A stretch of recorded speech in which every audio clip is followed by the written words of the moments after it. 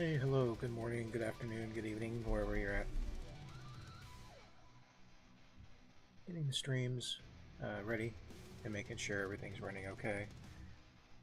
If you're joining me today, I am featured over on Twitch, YouTube, Kick, X, and Instagram.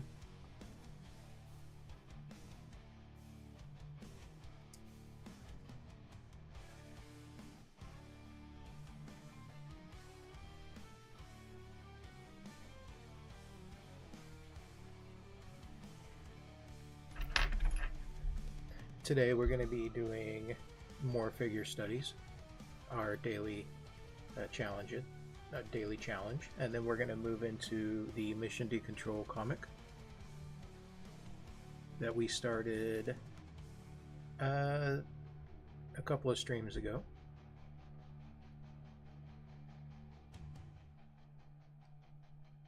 Let me get some water real quick. I'll be ready in just a moment.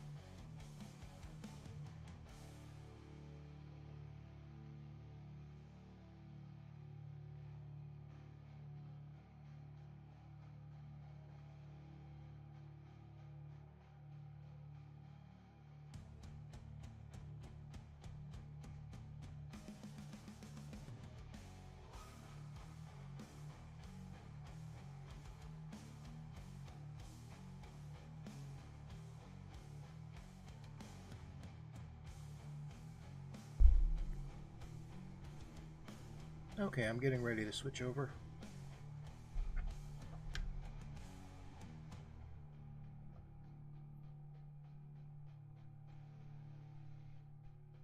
Let me say hi to the stream real quick. Hello. Calderone.art here.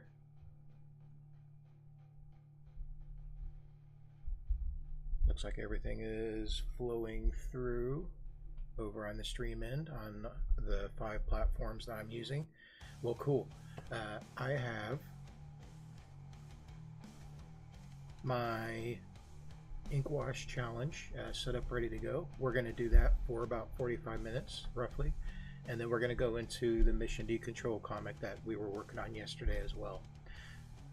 I'll probably be going for excuse me, I'm sorry. I'll probably run this stream today for roughly around 2 hours. I would like to go as long as possible, but I am starting a little bit later today than I would like to. That's okay, at least I'm here. Let's see here.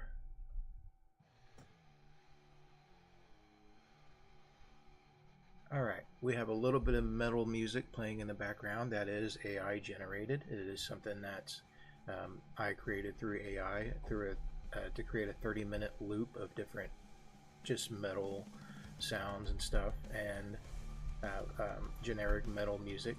So I have that running in the background, so I don't have any copyright issues, but I am currently listening to all sorts of heavy metal on Spotify through my left ear, through an earbud. That way I can jam out while I'm creating stuff. It's my favorite thing to do is listen to metal while I'm drawing.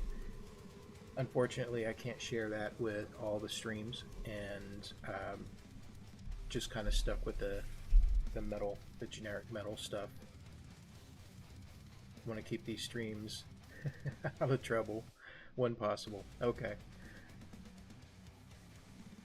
I don't think I need to go over anything else before we jump into things. Hopefully you can hear me okay. I am trying to position the microphone, camera, everything else where it picks me up as best as possible. If for any reason whatsoever I need to mute my mic if it gets loud, I hear some thunder, so it may thunderstorm here where I'm at. If for any reason I need to mute the mic, it's just because it's loud and I don't want it to come through the stream. I'm not in an enclosed studio. It is an open space. So I'm going to mute the mic whenever I need to if it gets noisy in the background. Anyways, thanks for being here. If anyone's hanging out with me today, let's go ahead and switch over to working with traditional tools and ink wash. Right now I have the watercolor pad set up under the camera. I have my reference up. Reference today, we're using a TrueRef image found over on Pinterest. They have great references that I've been using for the past several streams. I will be looking for other references, resources as well. It's just that on Pinterest sometimes I run into AI generated stuff, and I think I've even streamed using those kinds of references unknowingly until it was kind of a little too late. It's going to happen. It's okay. The whole point, although I want to use the most realistic photograph with the best lighting and staging of the pose here in the reference, sometimes you just need to kind of break the boundaries a little bit. If you end up with an AI image by mistake, draw it out, give it a shot. It may not be a photograph of a real person. It may be an AI generation of a digital image of a person that's supposed to imitate somebody. Regardless, you're observing something that has highlights, that has shadows, regardless of what kind of object it is. Give it a shot. All right. For this specific study, I do need to stick with as much realism as possible. I am using studies that don't have clothes. These are figure studies. I need to study anatomy a little bit better. I need to study observational art, light and shadow, a little bit better. I haven't done this in a while, so I've been out of practice. I do a lot of digital art and other types of drawing, but I want to use this stream time to share what I'm developing and working in. I promise it'll get better as we go. I'm going to change it up eventually to where I'm doing poses in costume, armor, suits, all sorts of crazy looking stuff that I can try out just to kind of mix it up. There's lots of different things I need to study. Regardless of what status you're at as an artist, you're always practicing, right?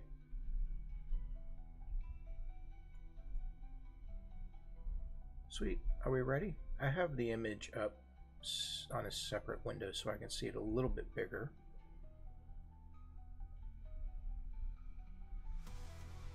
Oh, I'm sorry. This is not a TrueRef resource. This is a Graphic Studio reference pictures, which you can find over on ArtStation and over on Pinterest. I don't know if I got this from their official profile. I just found it. I looked over it. It looked okay, so I'm going to go with it, and I want to make sure I am crediting the correct studio that's providing this resource. You may not see it on your screen, but on the uncropped version, they do have a citation at the bottom of the image there. Oh, there goes the thunder. All right, we'll let it play out, see what happens.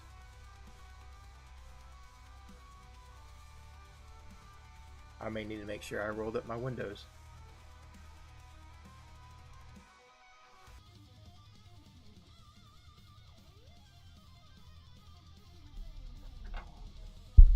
All right, let's get to it.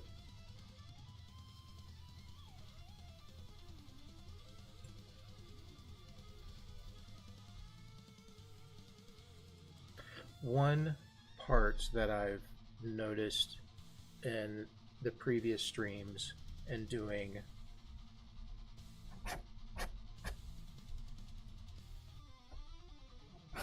these studies is I've always made the legs kind of short. I wonder why.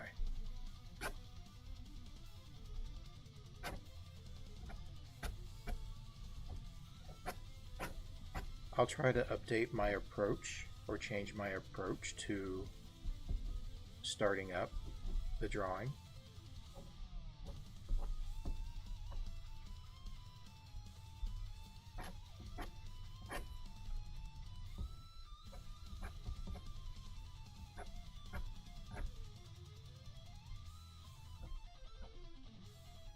Also not put a whole lot of focus into fingers and hands.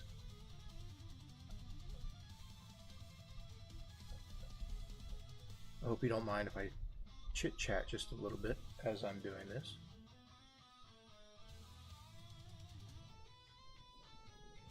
I see, is that just StreamHub World? How you doing today? I didn't know if you were a bot or what was going on. It was starting to rain hard where I'm at.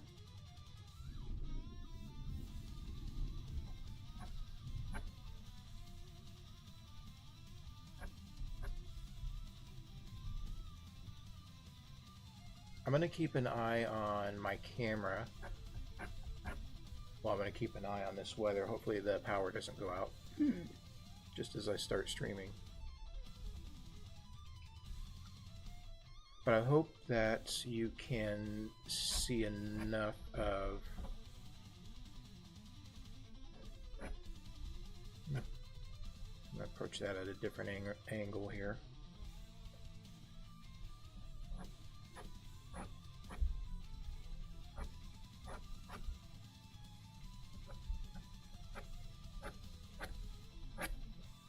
I really just want to throw these lines out. Not sure if you can hear the pencil on the paper.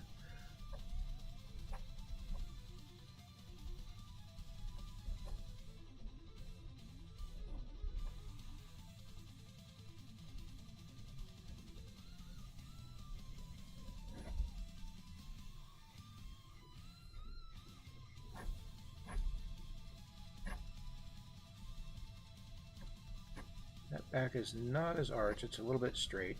So what's going on in this pose?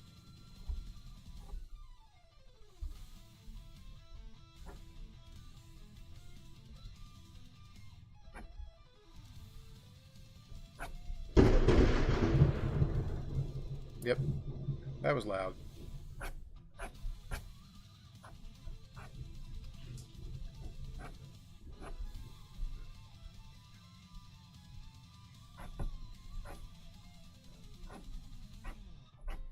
But the show must go on till the power goes out. Man, that heel is really stretched, isn't it? That front heel. Holy cow.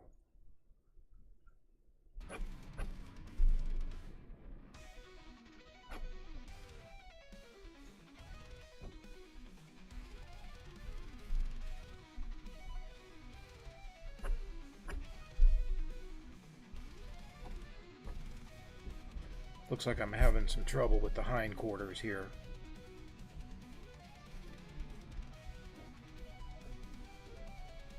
I'm just at a, think I'm at a weird angle. Here, let's fix that. That should not be a problem.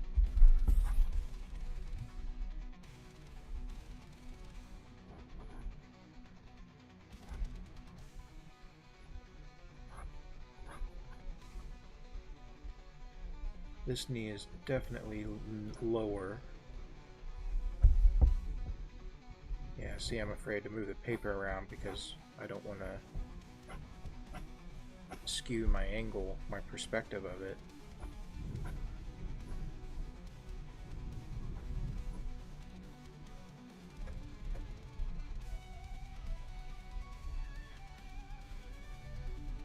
This little piggy went to the market. This little piggy stayed home.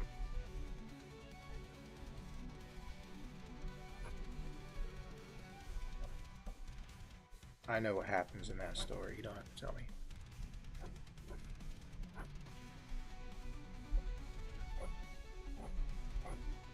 I'm not going to spoil it.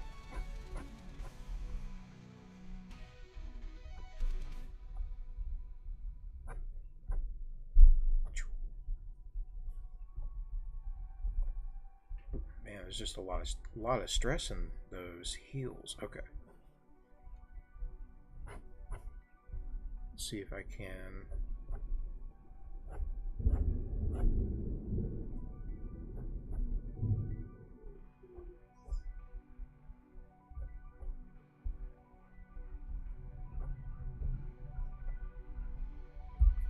Just kind of darken these outlines up.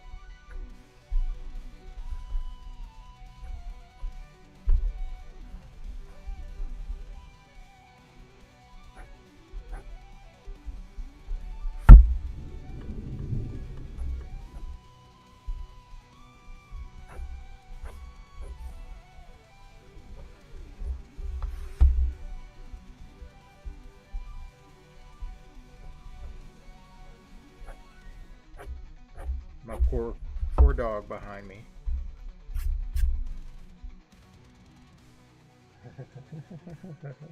That lightning strike scared the crap out of my cat. Oh, by the way, want to introduce my... Where's he at? Here we go. Want to introduce my cat. A PNG with a background, a transparent background, sitting on my desk here. That is our house cat, Kaiser. He's a good boy. Very good boy.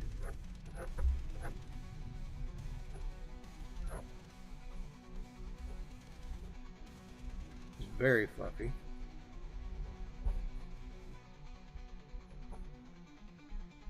Finding that curve there helped me straighten out her back. Okay.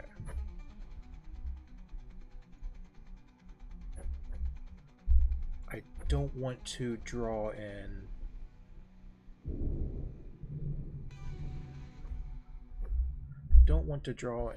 any of the shading. I want to do that with the ink wash when I'm ready. I'm going to leave my line in there. This should be smoother, right? There's detail there, rib cage and abdomen.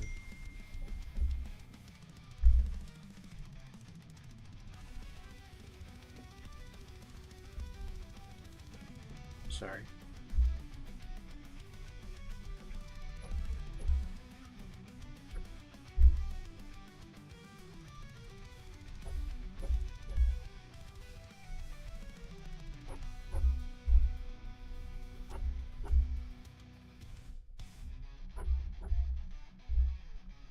Let me go over here to her right arm, which should line up.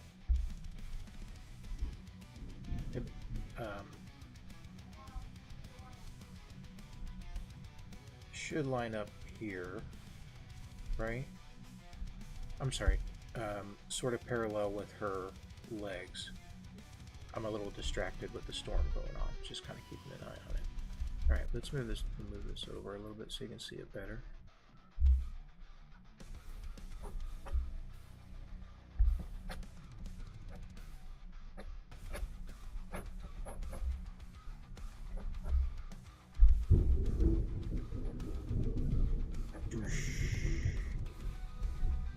That's not my heavy metal music, that is a storm going on.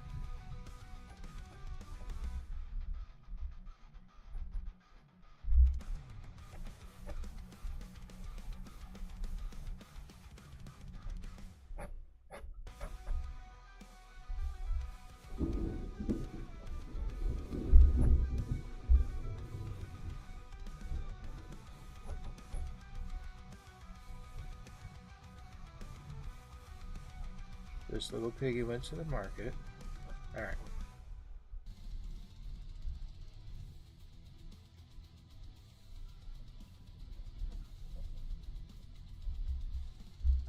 I want to show this curl as best as I can.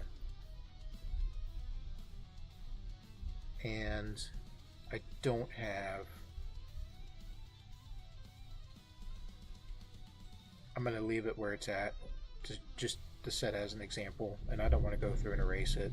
Wherever I put the pencil mark, that's, you know, I need to commit.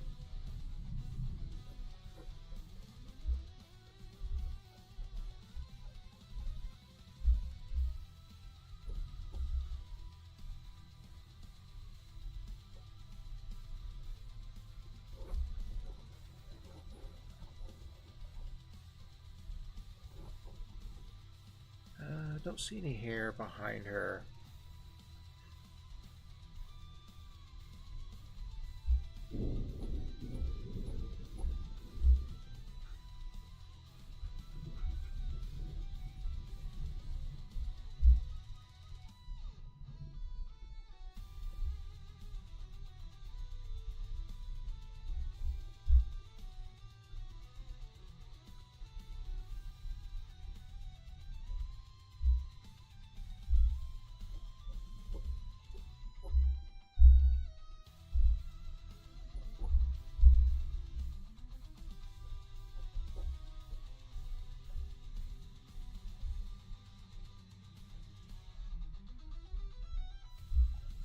Forget the nostrils. Forehead's not as...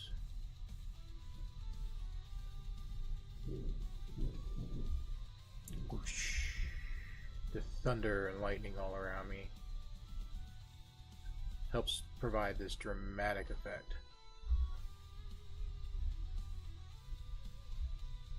Still scary as shit too. Alright.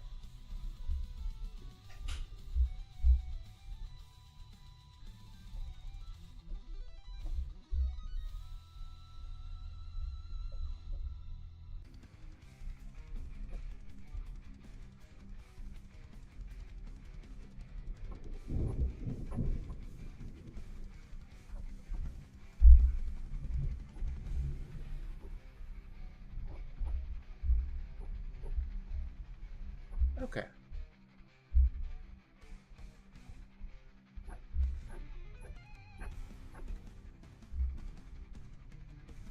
Not too much. Just get that line down.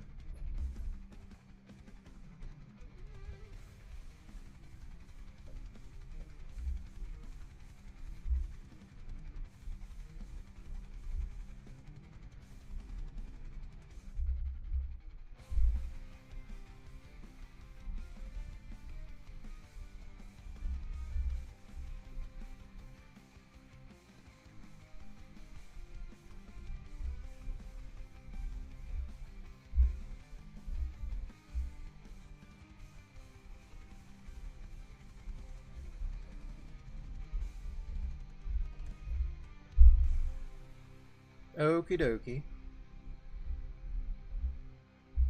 How long have I been streaming so far? It says 25 minutes, but I'll just round down to 20 minutes on this. And anything else I need to add? Once I start up with the... There's not enough chunkiness here. I'm off here again. So I've got her squished and I got the head too big. It's definitely that needs to be corrected for sure.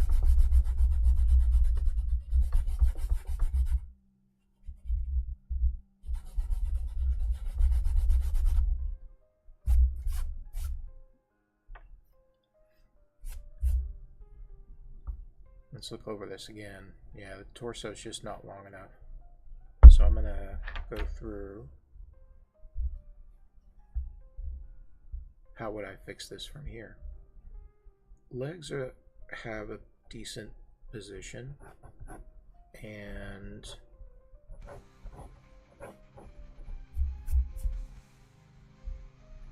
from here, extending the torso out will have me a little too close to the edge. Let's try it out.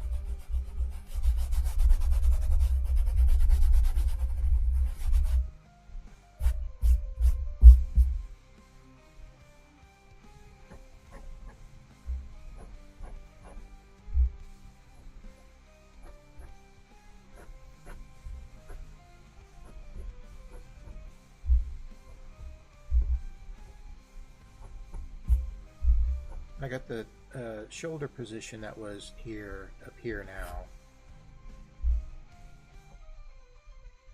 And one reason I could tell that it was coming out off was this right here, her abdomen, which I'll go ahead and just erase that out with my eraser pillow here.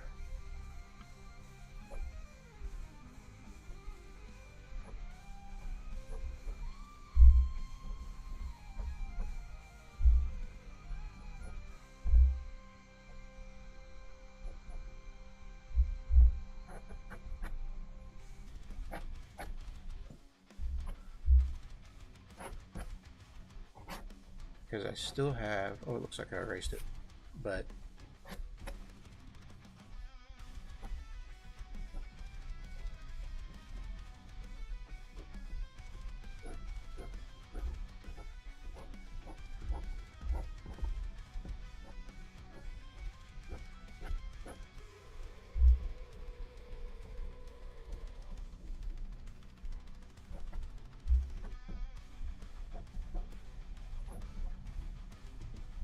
a little bit better.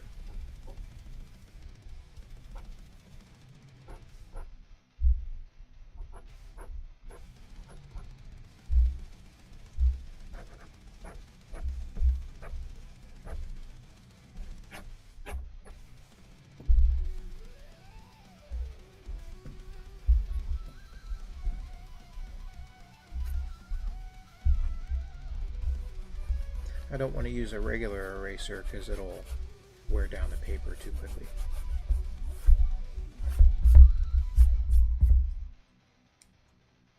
Okay.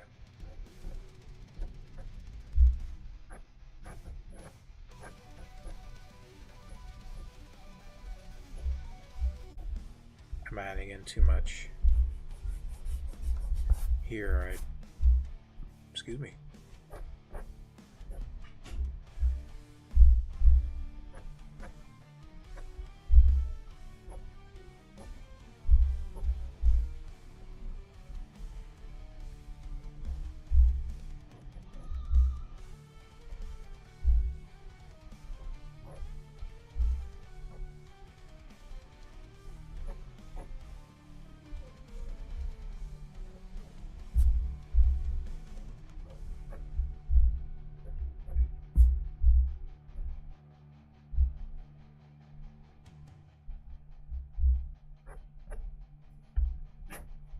Let's give this a shot here.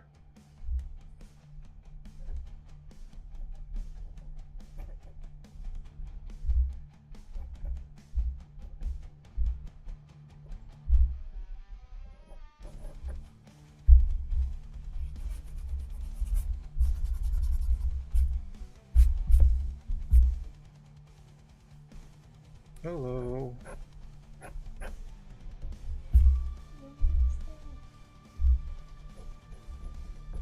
Yeah, I shaved the middle part of my mustache because my mustache grows fairly fast and I want the sides to be longer, so I shave back the middle and I'll let it grow back out.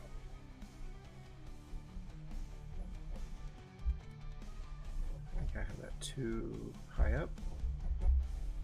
Okay.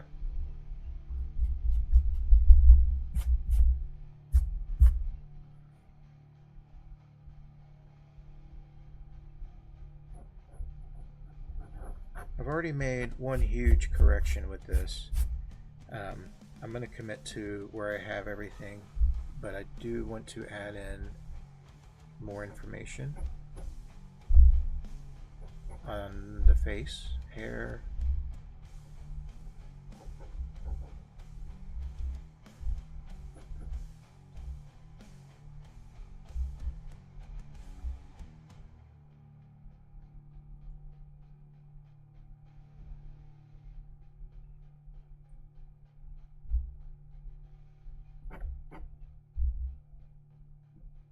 She does have like a jaw edge there.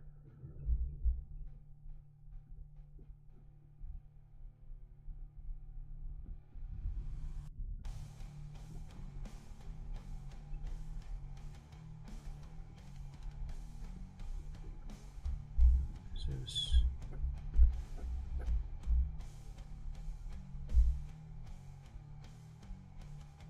quickly get messy in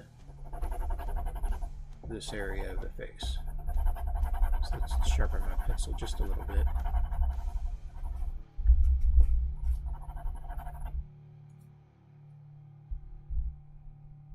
All I did was just rub it on some scrap paper.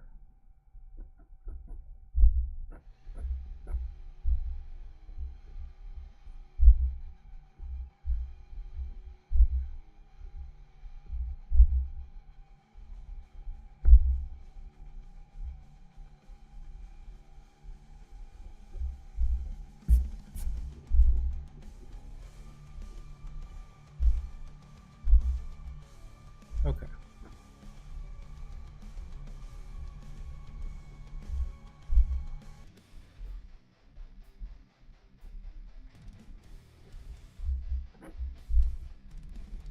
I'm just going over these edges a little bit better, hoping that you can see over on the other side of the stream. Oh, let me get the hand in. Man, after doing the hand over here once, I'm going to do it again. I'm like, man.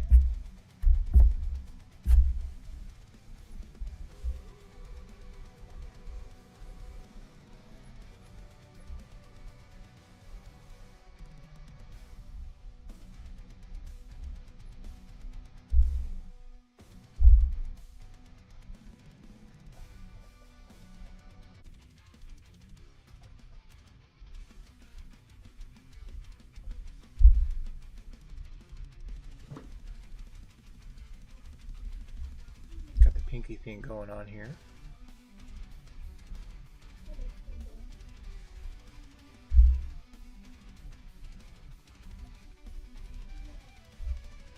Bloop, bloop, bloop, bloop. There we go. All right. Okay, asking the question one more time. What is happening in this scene? She is apparently tripping on some toys her kids left on the floor. Right? Oh. Oh. She looks like she's in mid-trip. Or she tripped on her. You ever trip on your own toe? You're kind of walking lazy, dragging your feet on the carpet. You're like, whoa. That's what happened. So might as well make the adjustment here on her back foot.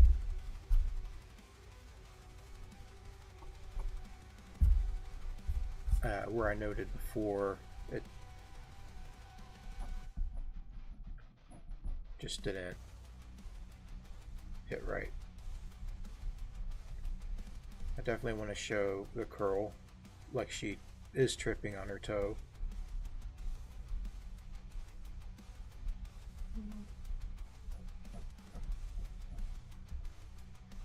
And there's a lot of stress on that foot for sure.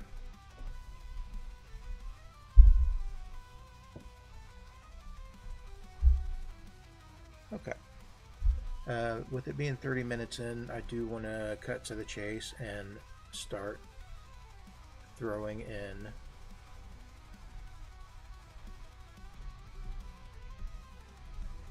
our ink wash for the shading. I spent about 20 minutes trying to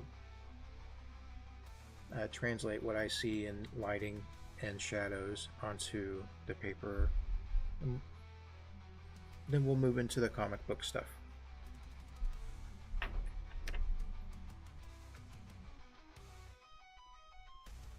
Alright, I still think this back leg is just a little bit too short.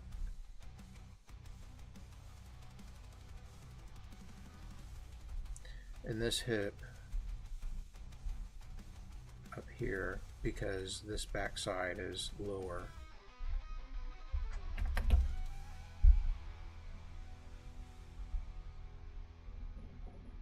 The one I did yesterday, wasn't too happy with the results and how it came out, so I may do that one again.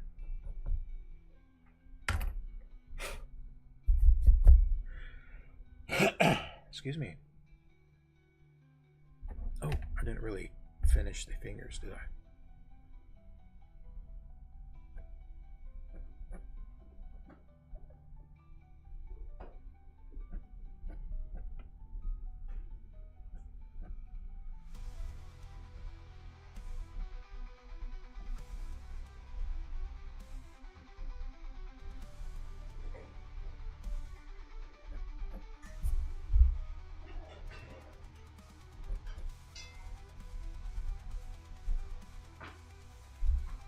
This one's already got all sorts of pencil scratches in there. Okay, before I get ink wash ready to go, I'm gonna get my regular eraser. Sorry, I dropped something on the floor. I'm gonna get my regular eraser. Regular eraser, where are you? And then just do some quick little cleanup. Oh, bummer. Oh, there it is.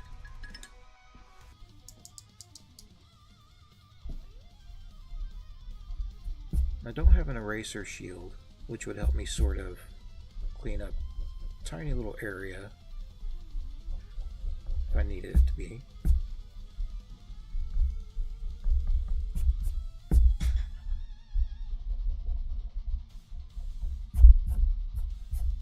Okay.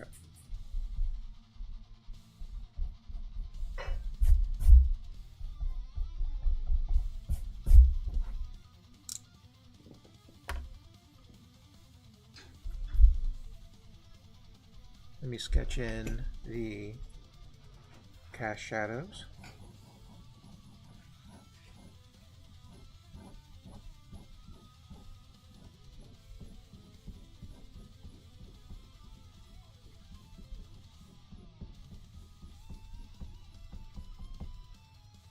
And a little bit here.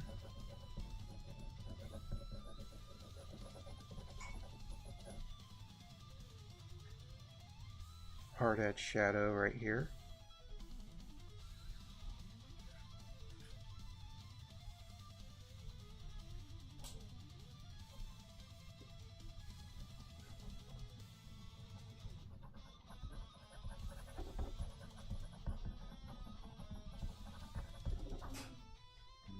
Do. Thunder.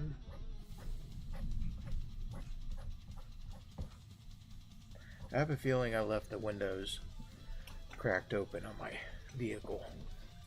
It's probably wet. I'll take a break later and double check. Alright, let's go with it. Yeah.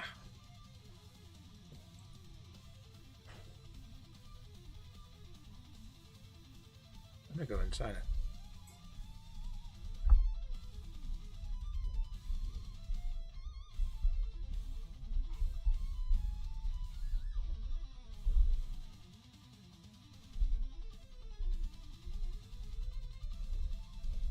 And I'll put the date on it, or the year. Okay, this top sheet is still attached to the block of watercolor paper. It's still glued on all four edges. I'll separate later on. but that helps prevent the paper from bubbling up and waving and warping as you're applying water to it. Sometimes I accidentally put too much water on it and then it starts to warp a bit, but having it glued on all four edges to the block helps a lot. Okay, gonna get a bubble palette. I'm gonna slide this over.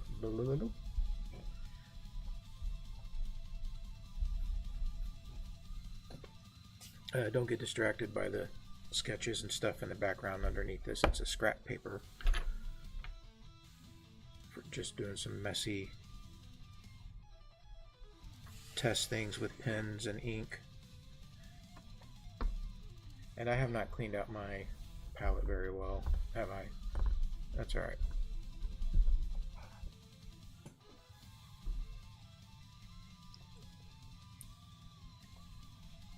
I don't need a lot of ink for doing something like this. Oh, wait a minute. Hey, do you happen to have a big brush? A bigger brush than these? Yeah. Can I borrow it? Yeah. Clean? Yeah. Thank you. I think I have to borrow a brush because I don't have a whole lot of brushes here where I'm at. And the one I really want to use is a thick round brush or a flat to apply a medium tone across the paper in a big area. And watching what I was doing yesterday with the ink wash, I did try it with a smaller brush. It didn't look as good. Thank you. Whoa, you scared me. Is it clean? Smells good. All right. I like this much better. Thank you so much. Oh wow, look how shiny it is. Sweet. Okay. Thank you. 1 or 2 drops of ink, and then a pool, 1 or 2, maybe 3 little pools of water using distilled water.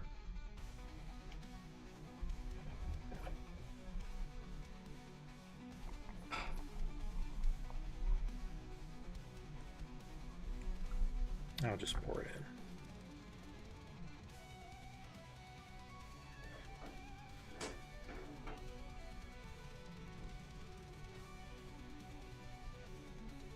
I'll go ahead and put in 3 little pools of water here.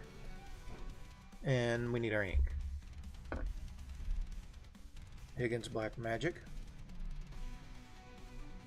Waterproof, I believe. It better be. Yeah, I'm working at an angle so these water bubbles are just on the edge and I don't want them to pour over. But this paper that I have on the table helps soak up any spills and stuff like that that might happen. Alright, cool. 1, 2, 3. That one's dry. That's the fresh ink. That's it. There we go.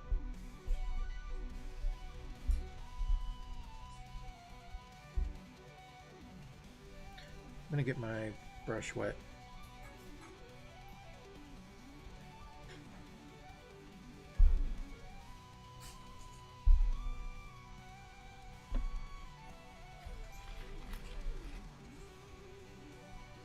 Just gonna hold it in this pool of water to let it soak up in the bristles. Oops, sorry, I guess I could show it. Just gonna let it soak up in the bristles, so the bristles are wet. I like the damp brush, because I'm aware of it soaking up ink. If I just touch a little drop of ink, it soaks it all up.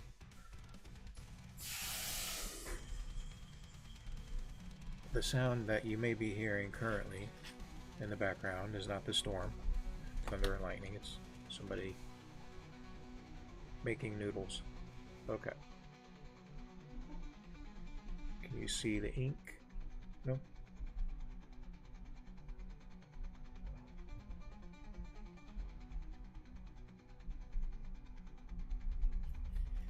That's all right. One thing I'm going to do as well is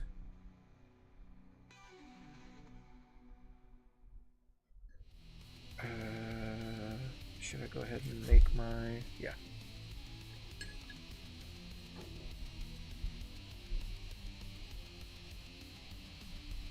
Let me do a little test area for the gray tone.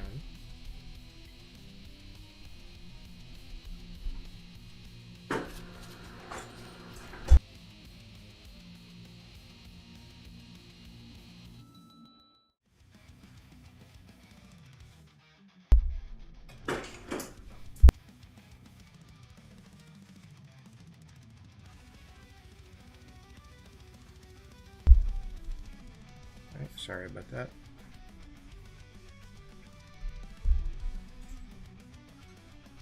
That brush soaked up a lot of ink. And this pool of ink water may not be a good start for midtones. Ah, maybe? I wish it was just a little bit lighter.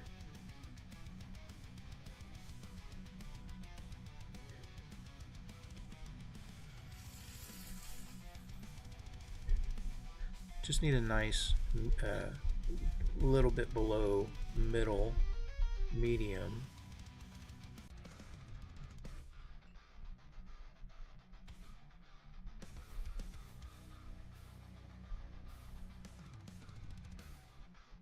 I'll go with that. That looks good. Here.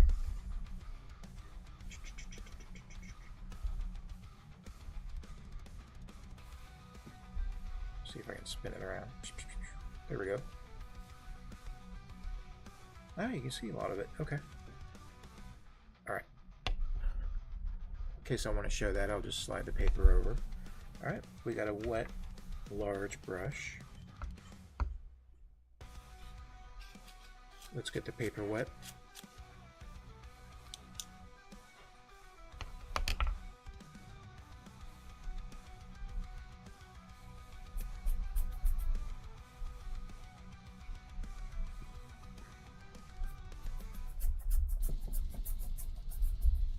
You can see a little bit of the shine on the camera, a little bit.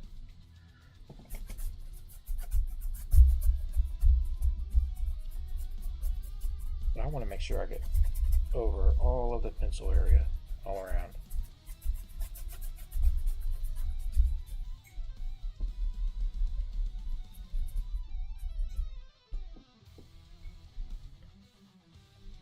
I guess these are like synthetic sort of plastic bristles.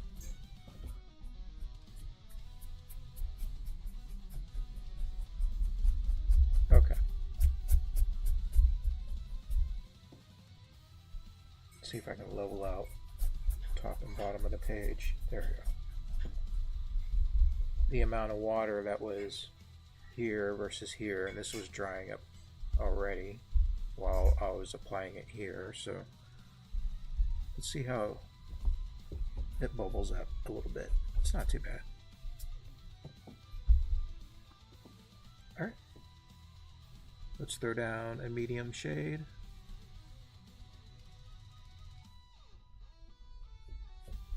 Oh wow, that is pretty light.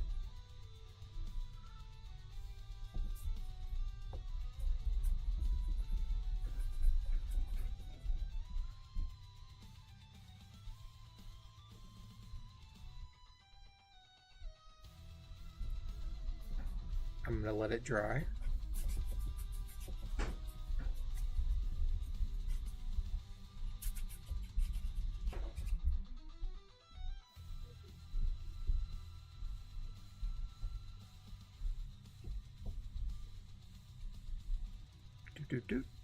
I'm going to let it dry, and then it's not going to take long. Just take just a little less than a minute maybe to kind of dry off a bit. I want some moisture to stay behind to soften the ink as it's being laid on the paper. I'd like to avoid hard edges unless I want to kind of get that cut into the shading under muscle muscle areas and stuff like that. Little bulgy areas. Let's see. I see a lot of that in the abdomen, uh, midsection, around the stomach, and along the sides. And she's kind of pulling and stretching. We'll see how well I'll do with that. Cool, at this point I can't go through and really erase anything. It may kind of mess up the whole tone. And on camera you can see a little bit of shade.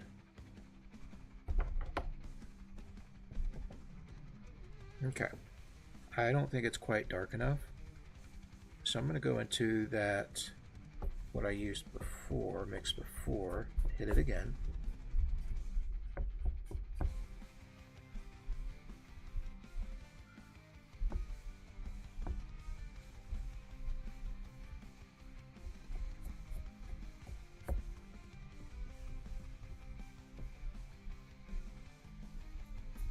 I don't want to make the graphite messy. And I would have really didn't think about this before.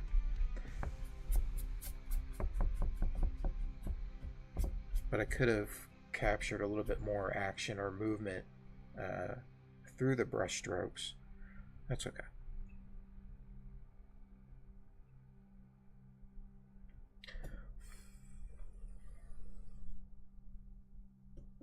I think next time I'll use boards, like canvas boards.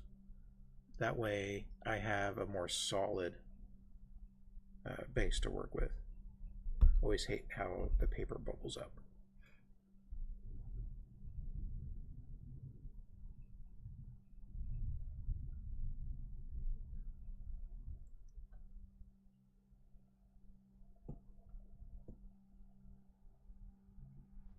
Okay, I'm going to try to add a little bit more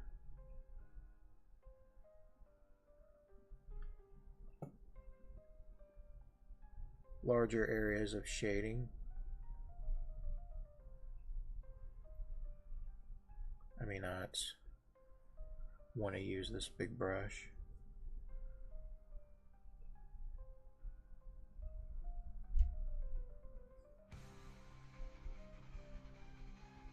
Just kind of hoping to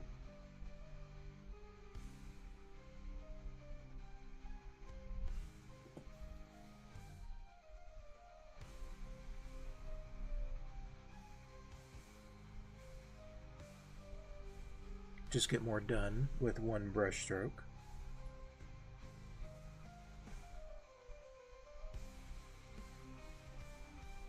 At what point does experimentation turn into laziness? Don't answer that. Just got that pinch right there. That's tricky to capture.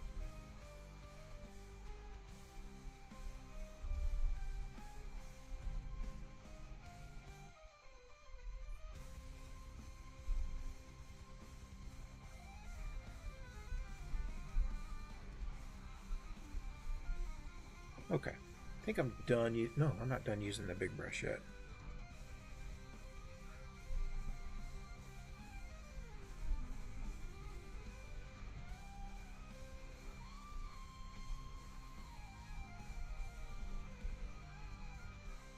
Kind of like using the big brush.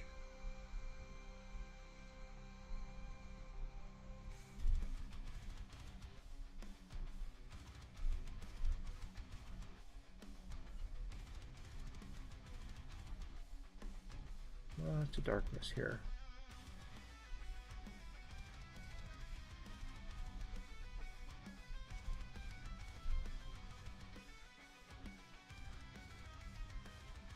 Do, do, do.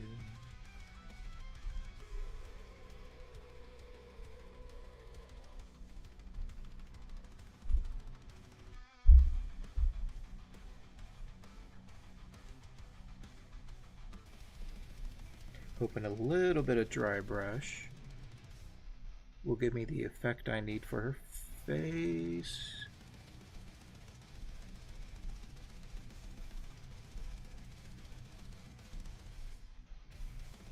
I love the subtle adjustments in, let's see, I didn't want to overlap the ear there, in light and shadow and contrast, and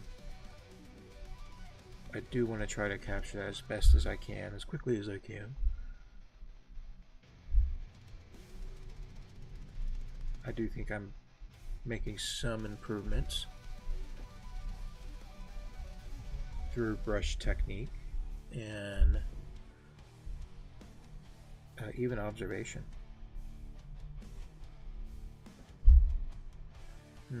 There's no highlight right there. Okay.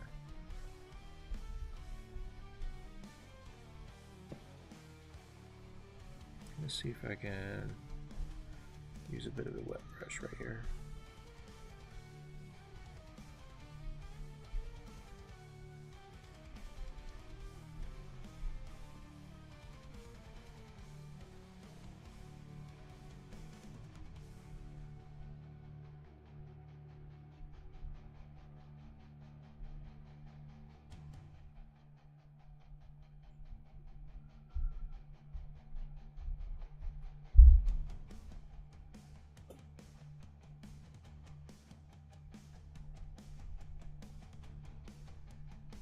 Trying to get creative with how I hold the brush,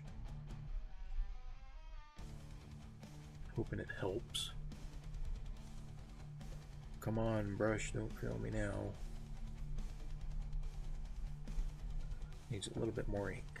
Need an edge where that top is. And that's hard to see through the camera, so I'm keeping an eye on that. But I am going to go through and use a smaller brush, looking at the stream image and what you guys are looking at to see. I need some more, like some shading or something in here. That didn't come out very well.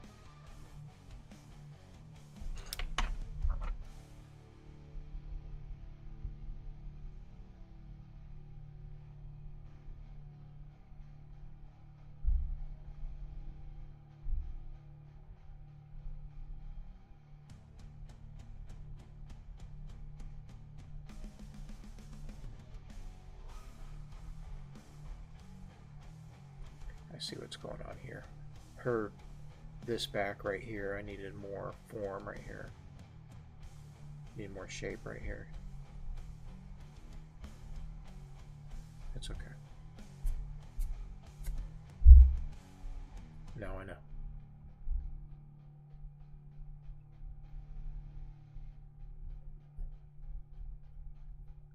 Ink is very unforgiving.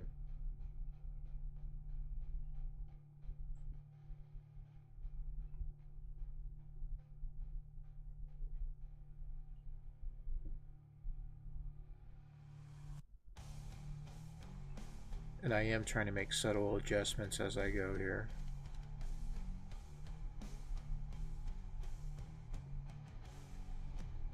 That might be too dark.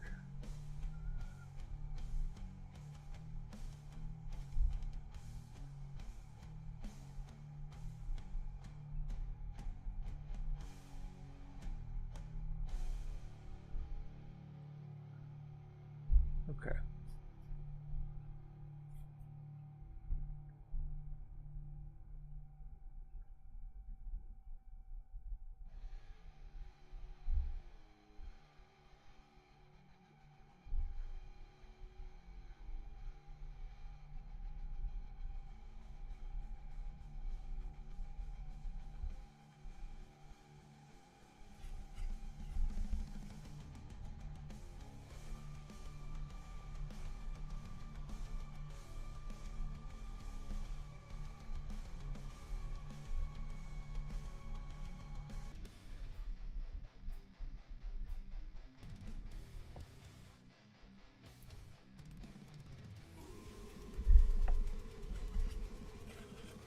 I don't want to try dry this off, but that got really wet right there.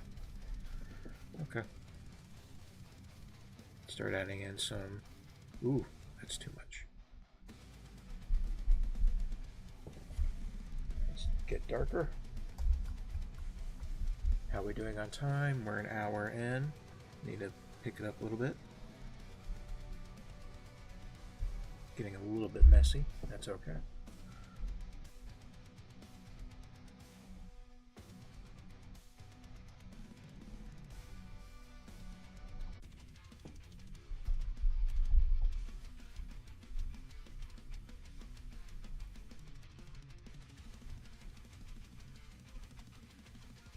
Ooh, too much.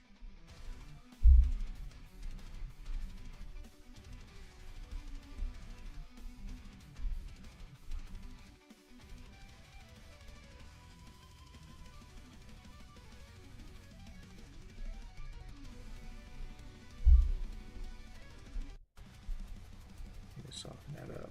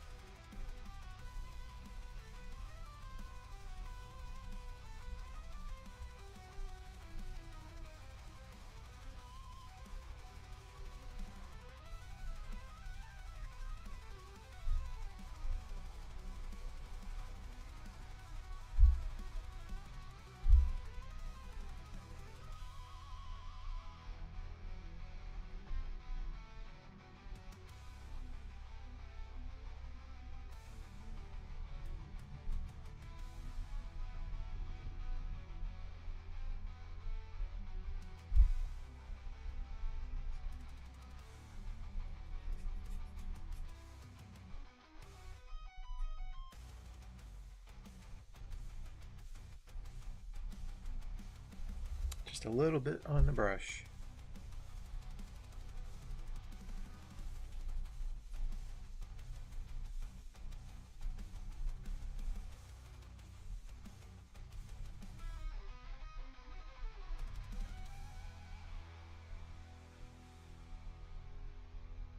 Shadow here is a little bit kind of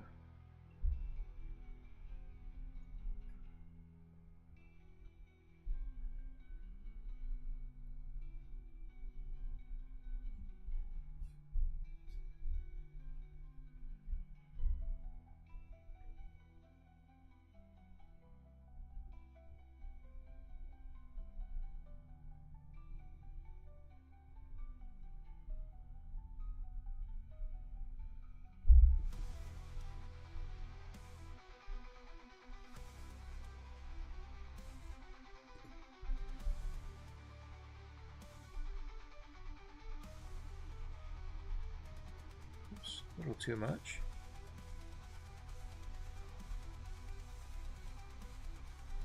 Just want to soften the edge there a bit.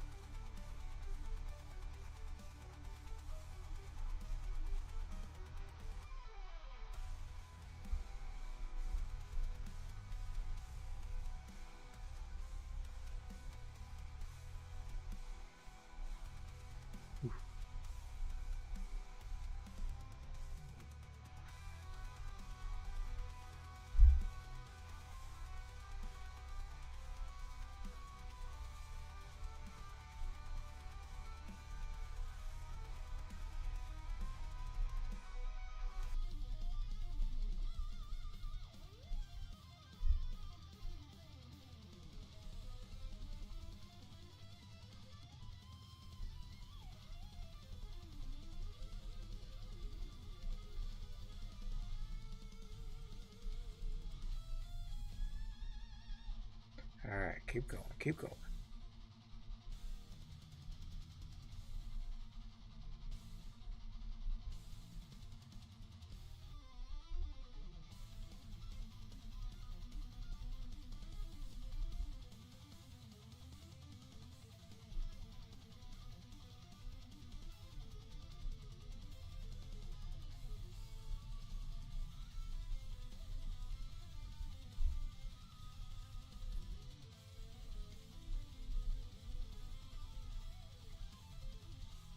I wonder if I can just pull that over a little bit and not say anything.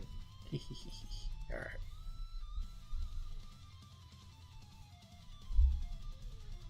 I'm going along back and forth along the page because there's areas that are drying up and I'm trying to take the opportunity while it's still a little bit damp.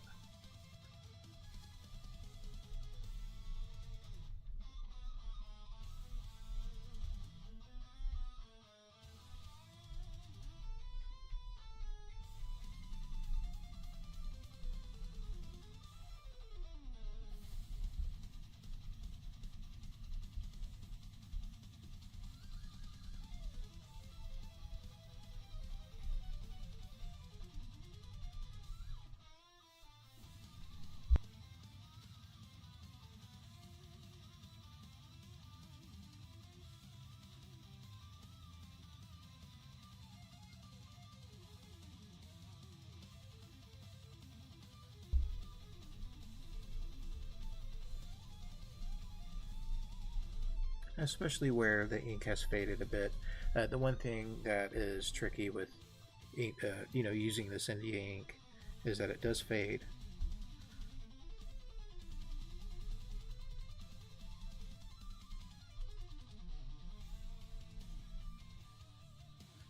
That might be too much.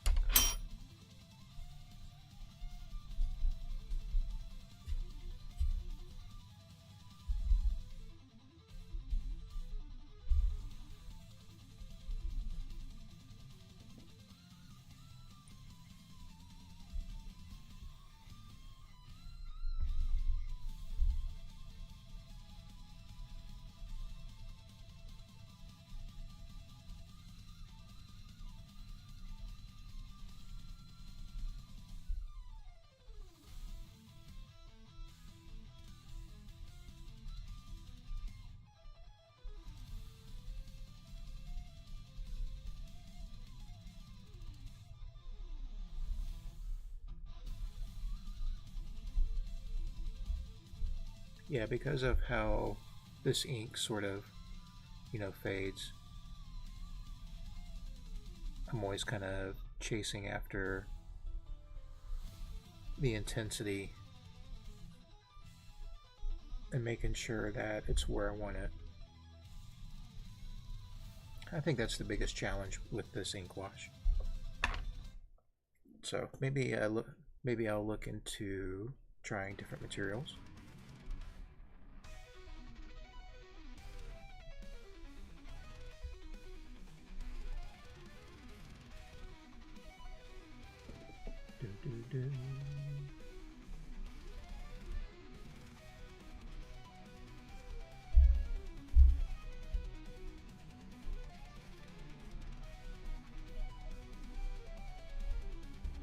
Yeah.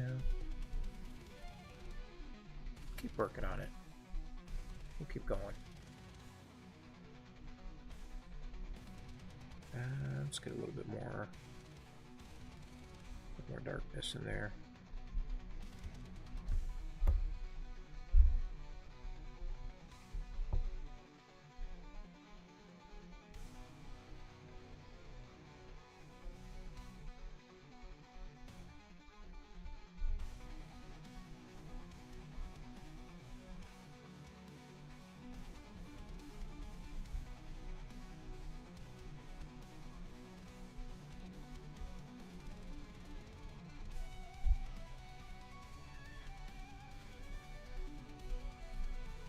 that doesn't blur or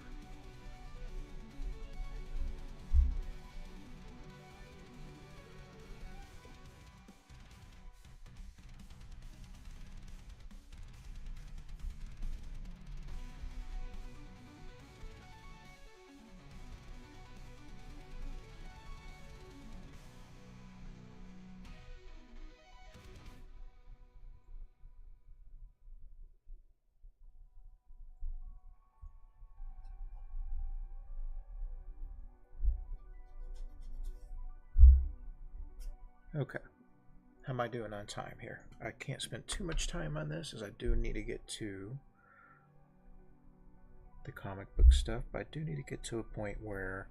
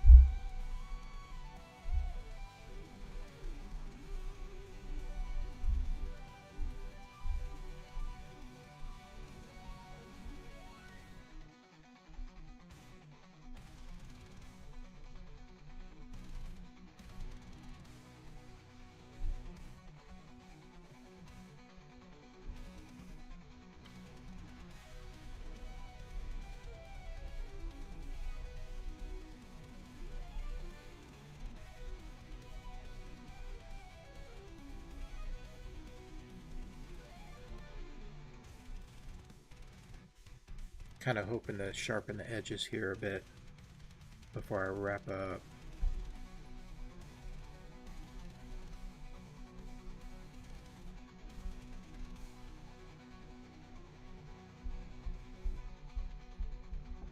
That dried up, that's for sure, where I end up with hard edges and stuff.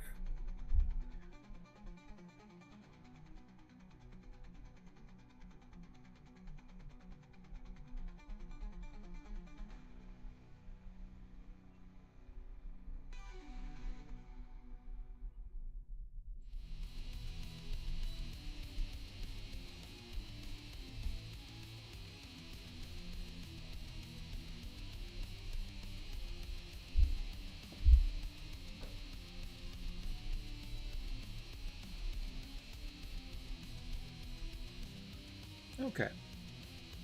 I like where I'm going with pushing and bringing out the intensity of shading. I think that's starting to get better. Let's try to go a little bit longer.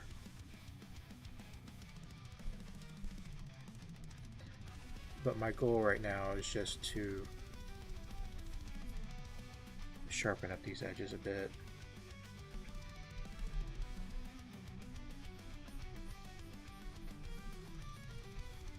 The thing is, I've added up so much water here in this area right here that it's kind of, I have to let it dry completely, and I don't want it to dry, or I don't want to sit here and wait for that to dry. So, lesson learned.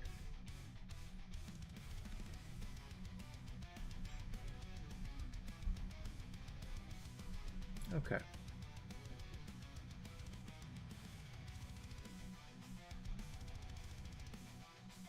Anywhere else I can?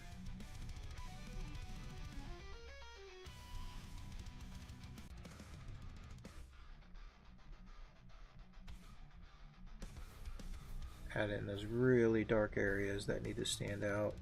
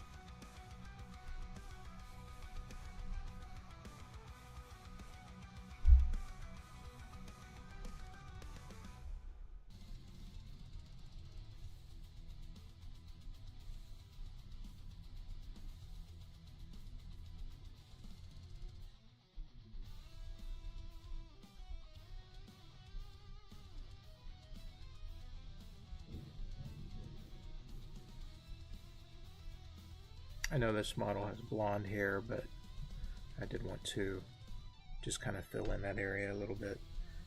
I'll let it dry for a moment and then push in the darker areas.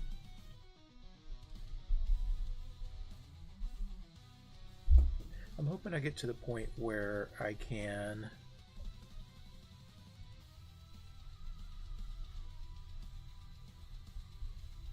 start incorporating, you know, some white to bring out highlights, stronger highlights and stuff.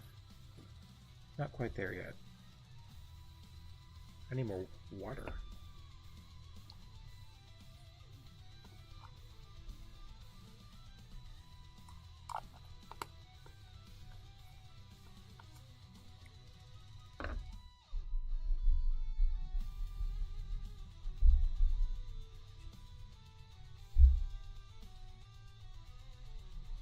That dried up too quick.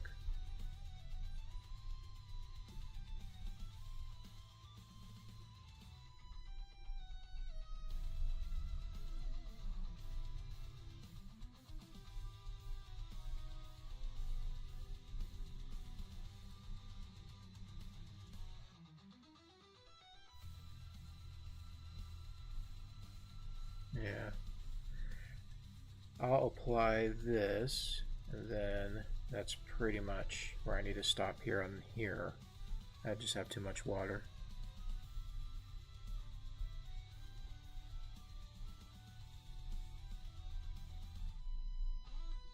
No problemo. Great practice today.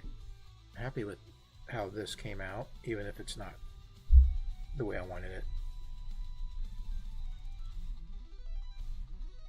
I wanted to get more softer transitions of midtones to darker areas. I think I'm getting there, and it's better than what I did yesterday. I pinned it up here on my board. Yeah. Heck yeah. Maybe a darker tone to start off with for the back, you know, that sort of draws in more of a background. Oh, let's do some cast shadow.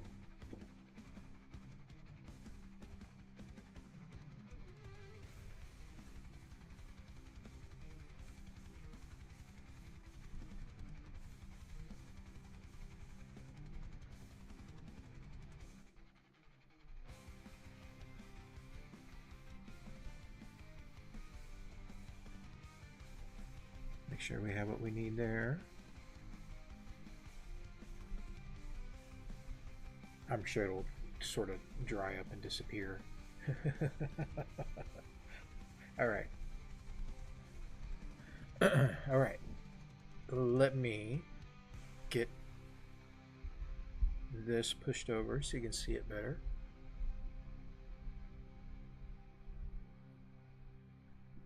Let me clean off my brush real quick. I'll tilt the paper so that you can see it correctly.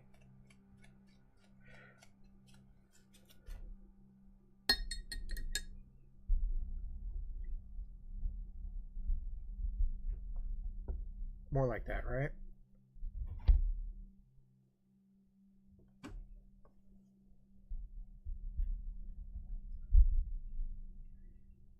All right, excellent.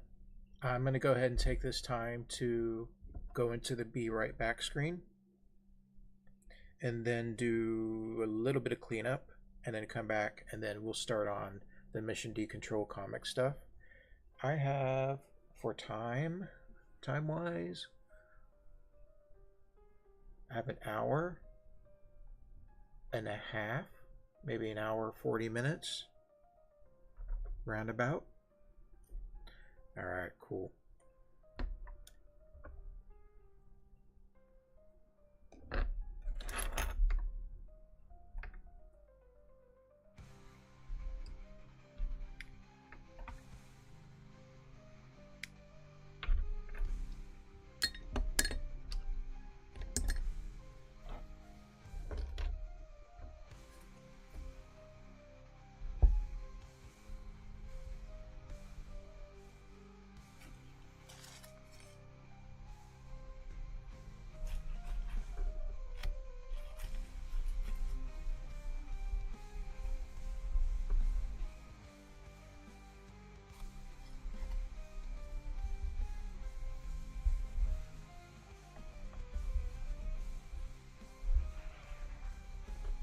Let's take a moment and clean up.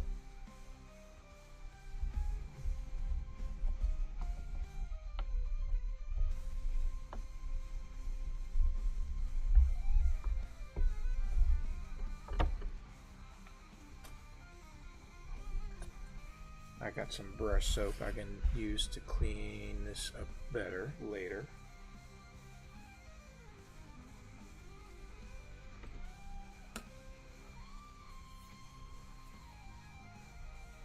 Let me get rid of my reference here.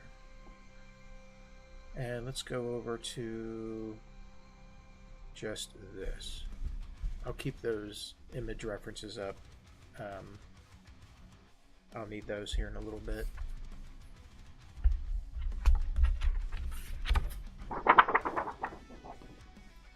Sorry for that weird noise.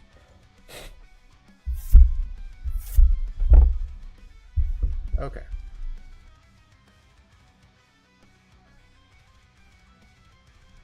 Let me hide those for now.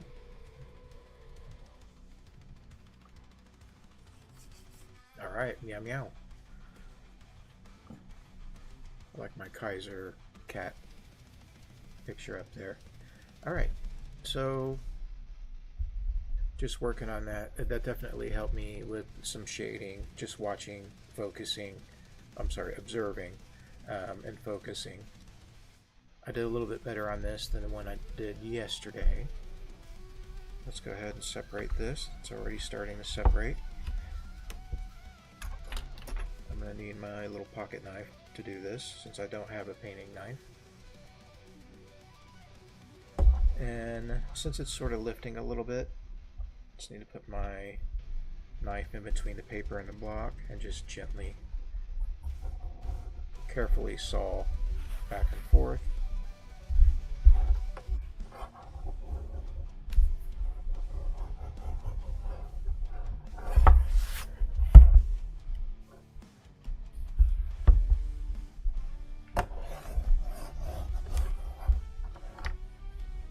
There we go.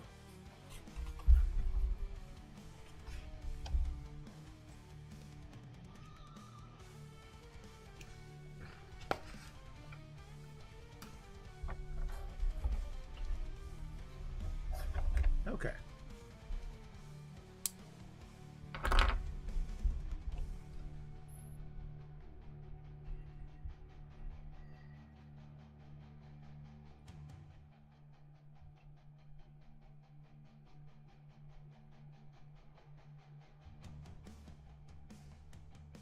Little focus adjustment. There we go. Dope. Tripped on her toe. Sorry, lady. This was a great pose.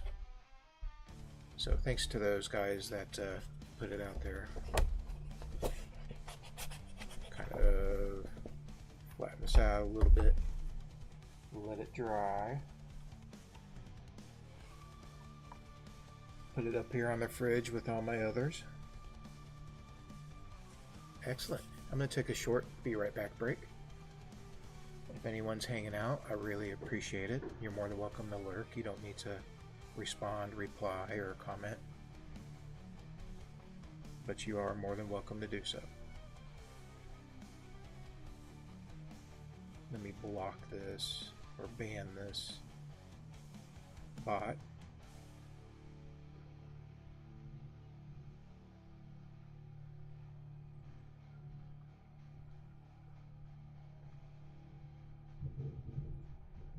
Oh, might be getting some more storms.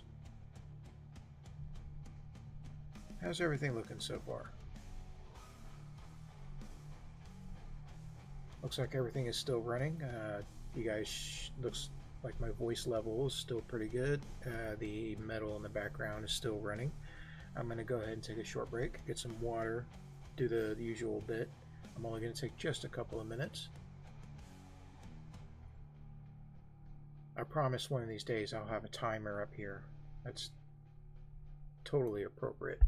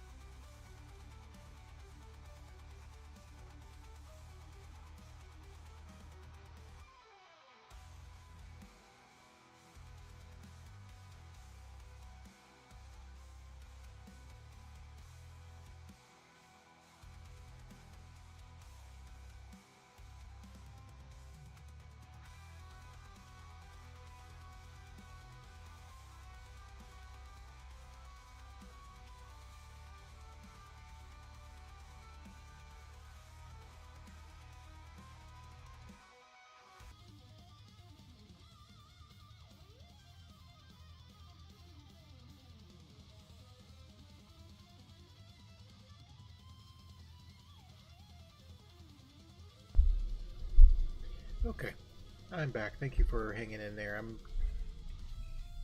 looking over my page from yesterday. So I'm going to go over and just take a moment and talk about what it is I'm doing here. I, I do need to make a focus adjustment. It's going to be hard to see, it's going to be hard to read until I start putting in darker lines, inking, to really bring it out. So I'm going to do my best to adjust my table lighting and the camera focus and saturation and brightness to show what I'm doing. So I do apologize if it's off a little bit or it's a little hard to see, but I'll try to make it better as we go. Mission Decontrol is a comic book title that I've imagined where I make basically black and white strips, maybe with some gray tone or some hatching or something, but I make black and white strips drawn out on 14-inch by 17-inch bristle board. I'll go through to some really sketchy rough pencils. I'm going to go through and take ink and refine those shapes and just draw it out. I want to have fun with it, and I want it to tell a story about Decontrol, who is my gaming avatar in the game Star Citizen. If that's a game that you're familiar with, do you understand what's involved in that game?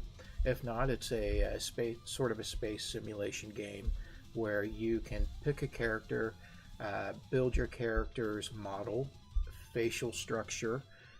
It's all based off of the same body model, but the face, head, eyes, hair can all be manipulated, which is pretty cool. So you can customize the look of your character. I've given my character in the game a mohawk. There's a mohawk feature. He's got a beard. He's sort of middle-aged looking, I guess. The face I chose and sort of messed with. I was happy with the results.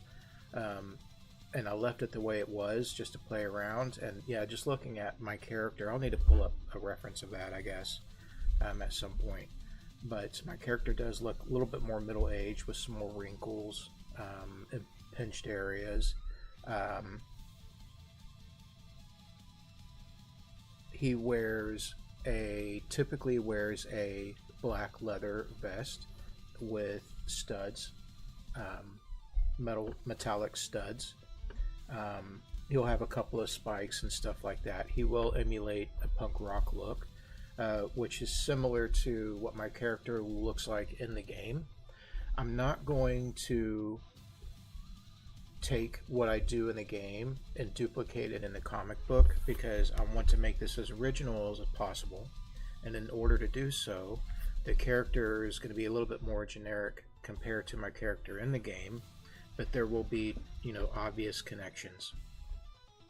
I won't reference anything in the game, whether it's certain designs or looks, but the game itself does have an atmosphere, or in areas of it at least, an atmosphere of cyberpunk. And so we'll go with this sort of cyberpunk pulp science fiction based in the 30th century, roughly. It doesn't have to be set in stone, and I can make adjustments as I go. Decontrol is a character in the game that plays a role of an industrialist and sometimes a mercenary, and sometimes gets caught into combat and all sorts of crazy missions and stuff like that he must go on to survive, to earn money, to earn resources, and to play with others and help others. What else? I'll take that character and concept, and which includes a lot of cliche, not really cliche, maybe cliche, sort of science fiction tropes.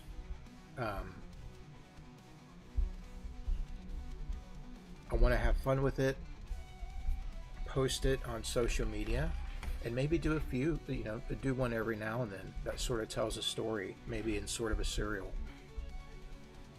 Eventually, I'd like to turn this into a printed comic book, whether it's 22 page or something like that, or maybe even something smaller. Let's see what happens with it. But for now, we'll take our time building out a title panel as our first panel. Panel 1 of the story, 2, 3, 4, and 5. So there's 5 panels of story, but 6 panels in total. This 14-inch by 17-inch will be scanned in when it's done, shrunk down to roughly like an 8.5 by 11 size, and then formatted in that same format for social media posting. Okay. Let's spend the next hour or so going through with the pencil, drawing in more detail, starting to write in dialogue and narration. This I'm kind of winging it, I'm going to be honest. I didn't write anything out for it. I already had a rough idea. But when it comes to dialogue, narration, I don't have a lot of that detail out. So I may jot down some ideas. Next stream I may erase that and put in something else. Okay, let me go over the story a little bit. Mission Decontrol here in the first title panel. We'll show him in a sort of portrait mode in the corner. Behind him will be a space station and a planet and some moons. There'll be a dark black field of stars, with stars. Shooting across the panel will be his cargo ship, which sort of looks like a train being flown in space. And I'll describe it more as I go. In fact, the references I'll put back up. That one and that one. Here in the bottom left corner of my screen is a digital colored drawing of his ship, which is a train engine that pulls cargo cars, right? Except what he's done with this is actually modified the engine to fly out in space. There's a lot more backstory to that I've imagined, which I thought was pretty cool, and maybe I'll get to that one day. But for right now, all you really need to know is that he is a cargo hauler. He also does other types of industrial stuff like salvage and mining, and I hope I get to touch on that another time. But right now, let's use this story to introduce Decontrol, showing him in the pilot of his ship, and suddenly being pulled out of hyperspace, being interdicted by pirates. The panel will end with him, saying, "Oh, shit," and pirates are surrounding his ship, ready to pounce on him, blow up his engines, and take and steal his cargo. Is that going to happen or not? Well, hopefully we'll get to a second page. But in this comic strip style, I do want to keep a cliffhanger open as much as possible.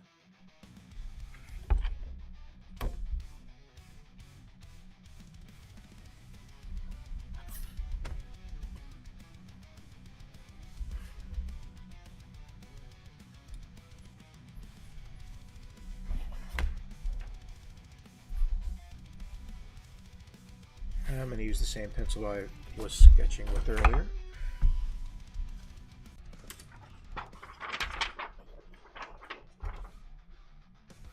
But I need to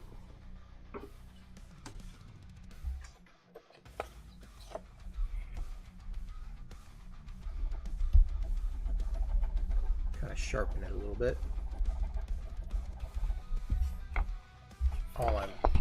All I'm doing is using a scrap paper and sharpening up my pencil point.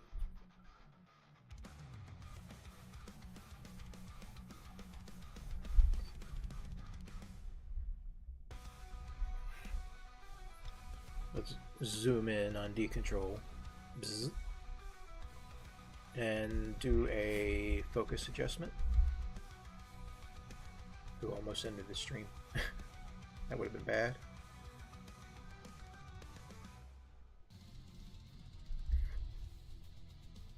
Oh, I already got the window open. Okay. There we go.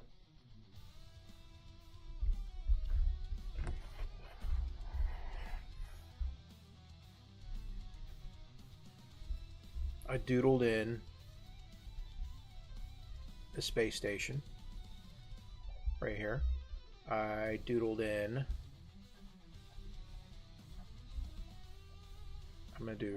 I'm actually watching the stream screen and trying to draw what's on the paper in front of me. It kind of works. But you know what? When I do that, it allows me to apply the right kind of pressure to the pencil to show more intensity so you guys can see it better. Okay. Yep. Anyways, so Decontrol typically wears a punk rock leather jacket, right? With studs and spikes, so forth.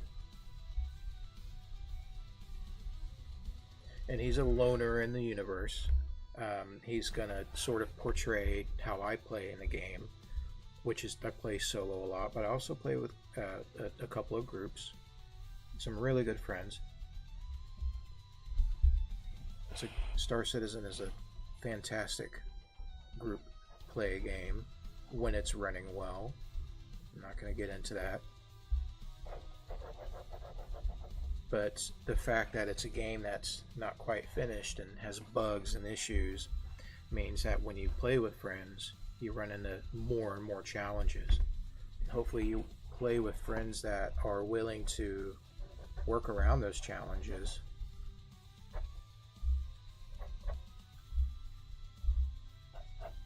To have a better play experience. That helps build up all sorts of things, from gameplay to experience with the game.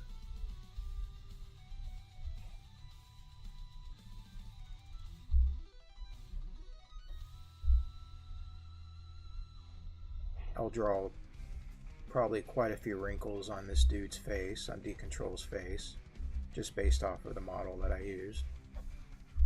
The hairstyle itself, I know is supposed to be a punk rock mohawk style for his hair. In the game, I'm going to point out that in the game they leave a little bit of grown hair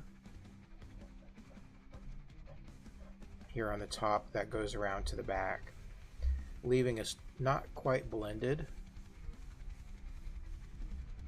I'm sorry if my camera is shaking. It's attached to my table, and when I wobble the table, it wobbles the camera. I have to attach it to the wall. But it's shorter here at the bottom, sort of long here, and the spikes here. I'll probably go with more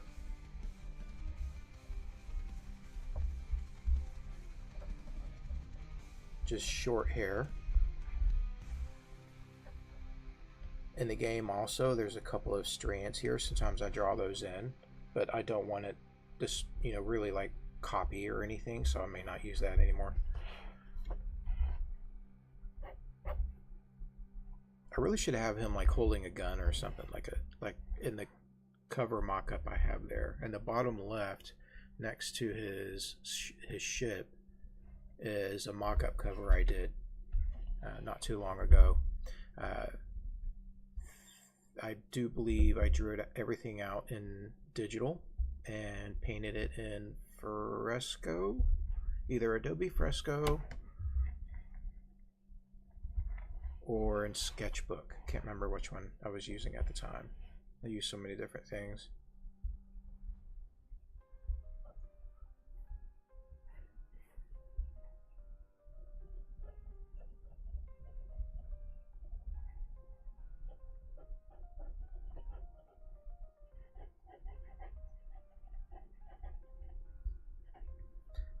don't worry about scribbling in any kind of detail on the planet here. I have his ship flying here.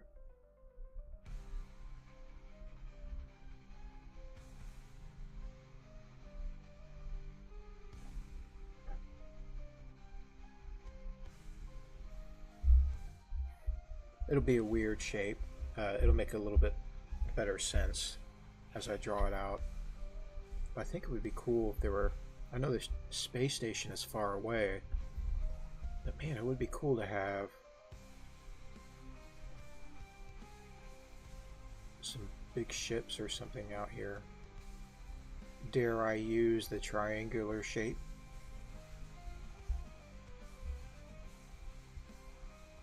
I don't know. I'll scribble that in and see how I feel about that as we go.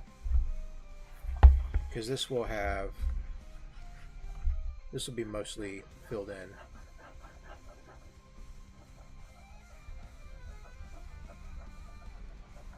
Which is always tricky to do. With all these little pieces in here. So I may not bother. Once I get that black field in, I'll use a toothbrush or dry brush or something and spray or splatter some stars.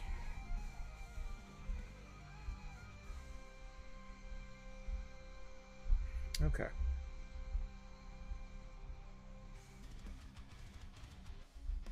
I'm going to shut up for a bit.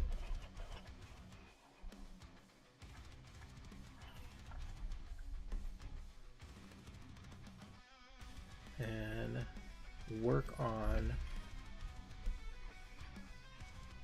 random areas all around the page. I'm just looking at this screen as I'm moving the paper around to see how it looks to you guys. So panel 1, he's in his pilot seat.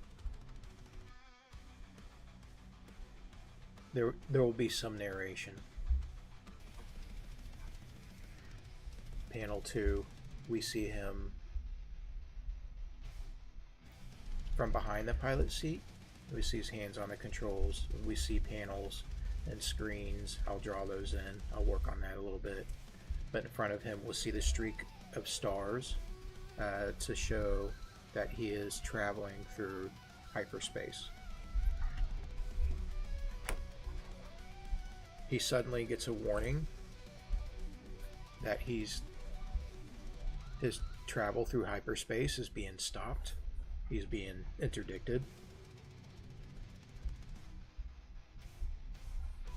And then we'll see sort of a close-up of his face. What was he doing here? Like, I mean, I drew this in because that's what I saw up here in my head, but I didn't really have a justification for it. It just popped up.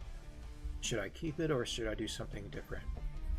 Because once you get the warning that you're getting pulled out of hyperspace, you think you're chilling in hyperspace and you're not, you're just letting the ship do its thing until you get to your destination, and then all of a sudden you get pulled out.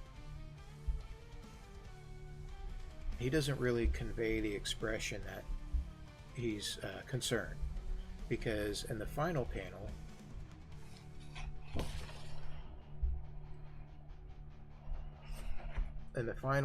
his ship is floating in space because it's been stopped, and there will be close-ups because we're behind these pirate ships.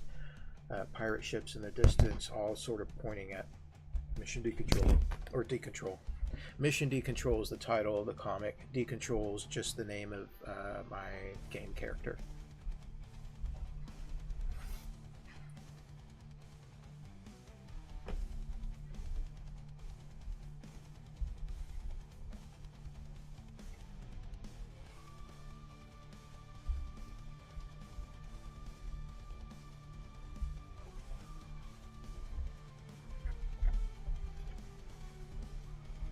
I need to go through and draw in all the detail that I need. Oh, there's one part that I have a little bit of a concern.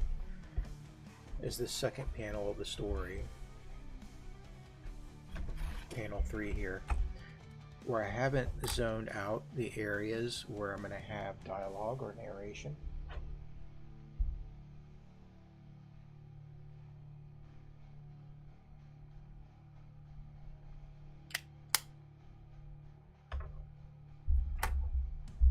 So I want to look at that carefully.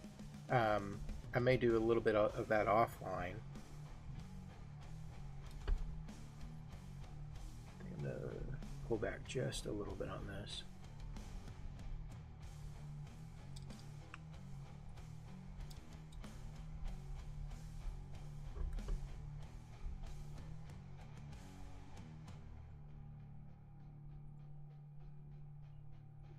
Do a focus adjustment.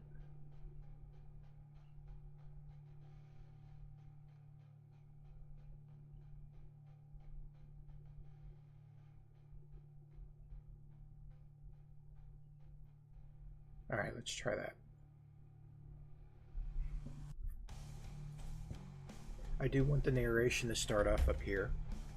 Typically in the title panel, you'll have a blurb or a statement about the character or about the story that this comic is about. Just a short blurb that sort of sets the tone.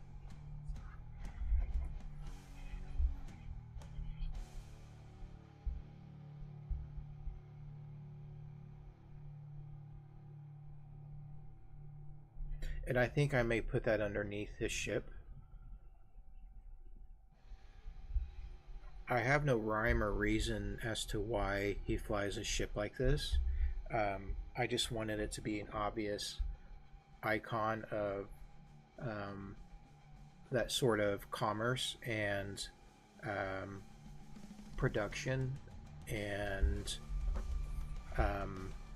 trading of materials in the story. So he's doing something that's making him money. He's doing something that other people need, which says a lot about his character already. And I think in the dialogue, I'll have it explain it a little bit, or here in the narration.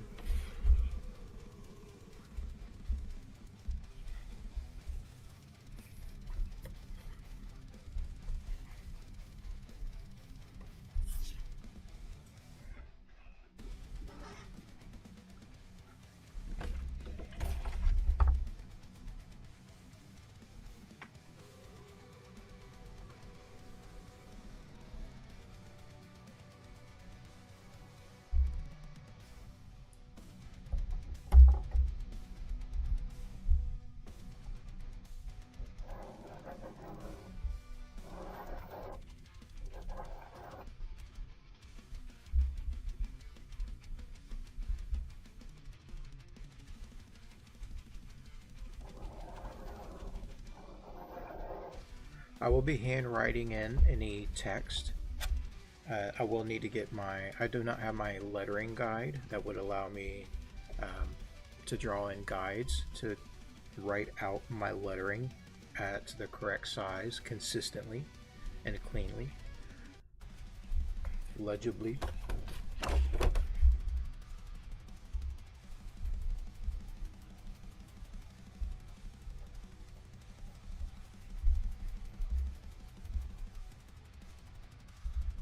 I do have a sort of blurb about the character. Let me see if I can.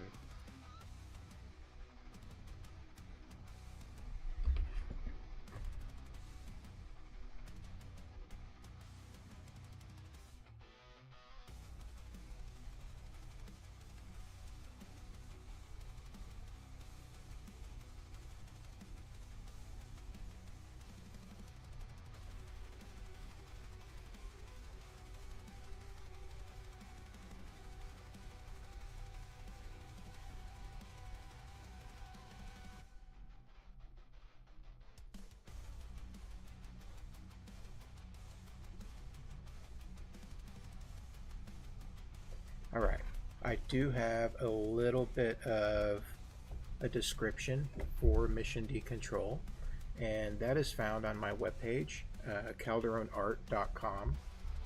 Calderone.art is the domain that links up to that. So if you want to do https // Calderone.art, I think you could just type in Calderone.art, which I'm hoping works. It'll automatically go to my page, Calderone.art.com. If you follow the links to the comics and go into Mission D Control, you'll get that description along with really no drawings of it except for the cover mock-ups. And then I have some other like artwork in there that's not related. It's still all under construction, thus me on the stream today and previous days working on the artwork for it. I'm hoping that these streams give me an open studio for you guys to come hang out with me, chat with me, watch me create the artwork, and help me produce it. Give me feedback, whatever I need. Decontrol is a hardened half-life of a lonely space industrialist. To live in the 30th century means countless adventures of surviving a scattered and uncontrollable society hell-bent on taking what doesn't belong to it. Mission Decontrol is a play on my role-played game avatar, Decontrol, for the game Star Citizen. An open-world futuristic space game where Decontrol fights to survive a crazy 30th century universe full of pirates, aliens, war, and women. Not all at the same time, and not always in that order. Follow my streaming channels, Mission Decontrol and Catch Decontrol. I do have other channels that focus just on that, and a separate Twitch account, Mission Decontrol, that's just for the gaming. And I haven't really had time to stream the game. I'll play the game every now and then, but I don't have really time to stream it. So I can use that description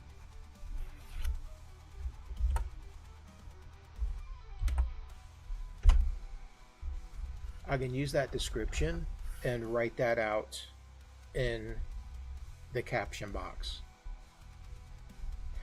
Do I have enough space? I'm not sure. Probably not. That's a lot to write. But I think it's a decent description to start with. Could it be better? Probably. Can somebody do it better than me? Probably.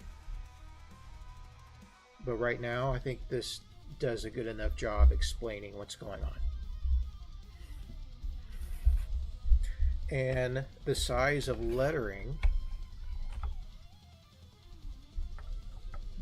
I may not even have a good ruler for that. That's okay. Where would I put it?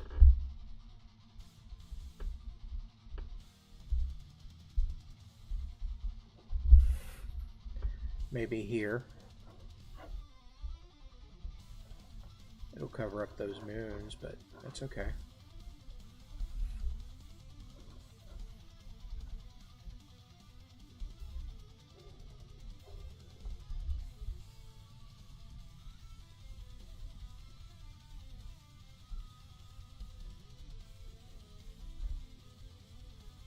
Oops. A little too much space between those two characters.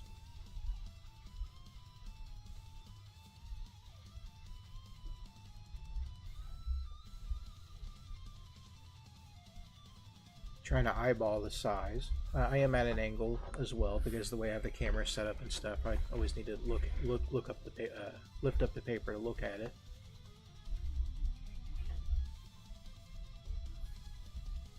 And I don't want to use a dialogue or narration box that's too narrow to where I have to stack my sentences.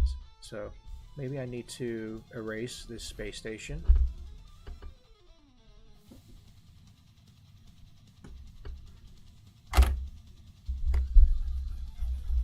I'm going to use my eraser pillow. My eraser pillow will help keep the paper from falling apart.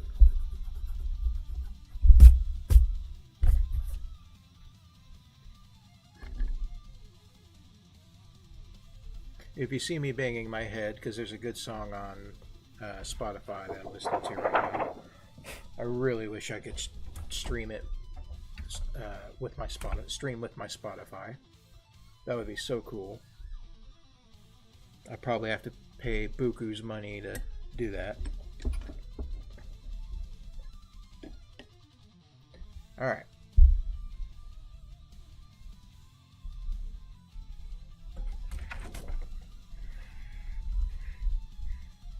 Decontrol is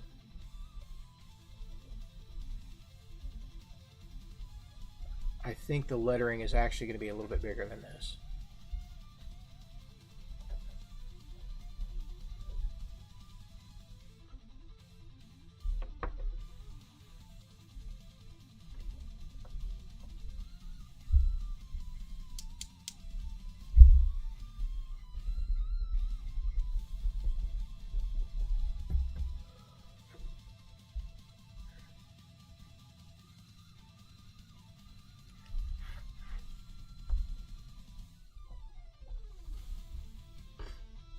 Oops is A, not an.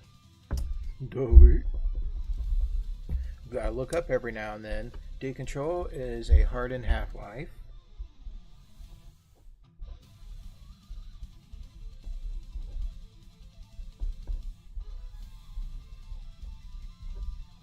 I wonder if this will work.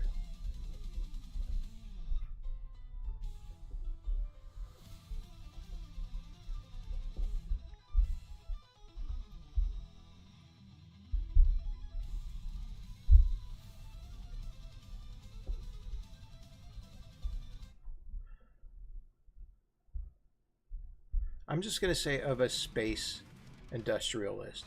I want to say lonely because he's not lonely. Hardened half-life of a space. That gets to the point.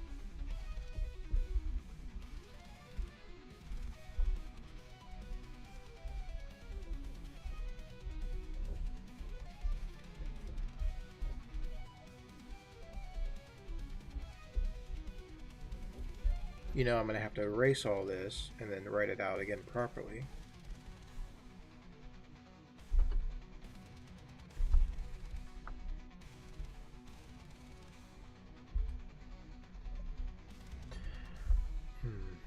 To live in the 30th century means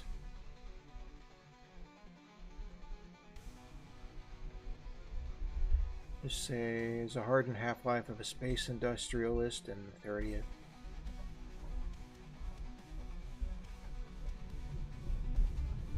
Thunder. Is it gonna rain again? I forgot to check my car windows. Oof.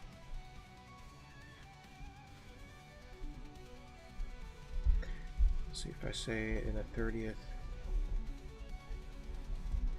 century.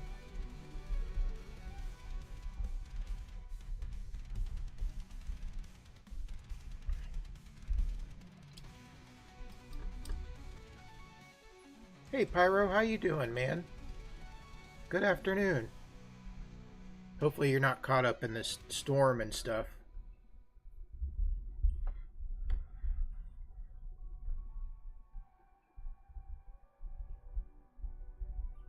Alright, and from there, the rest of the description probably won't quite fit. Oh,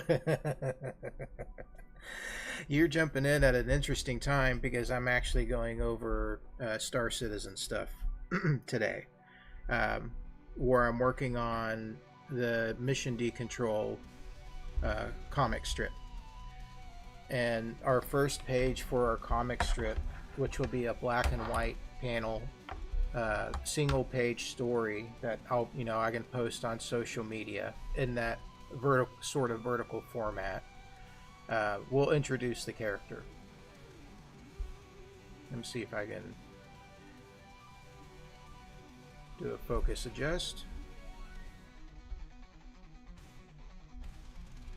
And starting off with what we, I say we, mean whoever's in chat, in the past couple of streams, just a little slow sketch of things and building up the story, which is really messy, a bit hard to see, unless I zoomed in on it. It's there, and I'm explaining the structure of building the comic book, which I used to do as its own class and sort of club, in a school and stuff like that, and I still like to do. And I've laid out all of the panels to tell that story, along with the cliffhanger to be continued.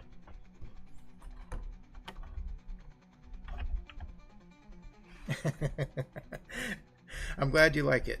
Thank you. Thank you for stopping by. Yeah, so for today, and I'm probably going to be going for about another. Well, I still got about an hour. I still got about an hour before I have to go pick up one of the kids from school. But about 4 o'clock, I'll be wrapping up. And in that time, all I'm going to be doing is writing in dialogue, caption box, wording, and stuff like that, and sort of spacing things out. I'm in no rush to get anything done, so I'm just going one step at a time. But maybe next stream, I'll be getting the brush and quill pen out, stuff like that, to start the black inking process. We'll see. It depends on the dialogue and the narration of the story and how that works out.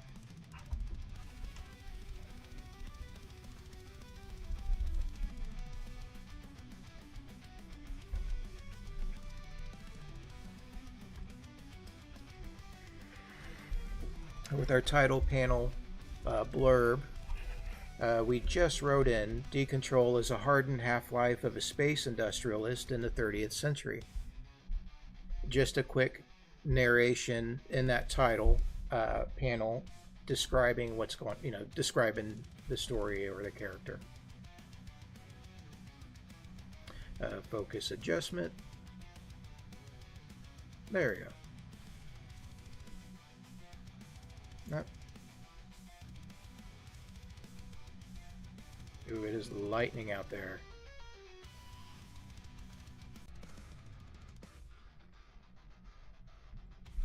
At about 10 minutes into my stream today, lightning and thunder hit so loud, scared the shit out of me. I think I jumped out of my chair. We'll have the text here. Yeah, I'm afraid this caption box is going to kind of run into the planet behind the character. That's okay. I think I'm going to keep it there. Without my lettering guide, I have to eyeball the size of my font. This isn't the final font, but this is just sort of where I'm sketching in for spacing. And I'll still consider putting it down here along the ship. It's kind of a weird placement of text, just along as one string of sentence underneath. But it would kind of go along with his ship flying across the panel. Alright. And of course our title sketched out. In the first panel we see him in the cockpit of his ship. He's in the pilot seat. It's dark behind him. There should be star streaks behind or visible through any view area or window.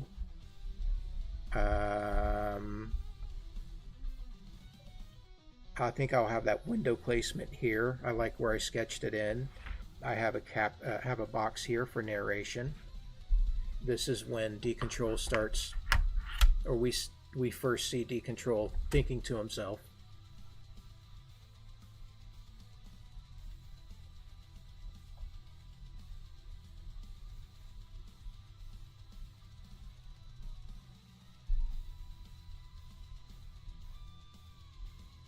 And as he's thinking to himself, what exactly is he saying?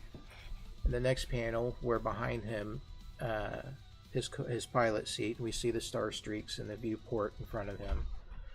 There is an alarm where he's pulled out of hyperspace. A close-up of his face reacting to that alarm. And the final panel is his ship floating in space off in the distance and closer to the viewer or pirate ships pointed at Decontrol. And that's to be continued.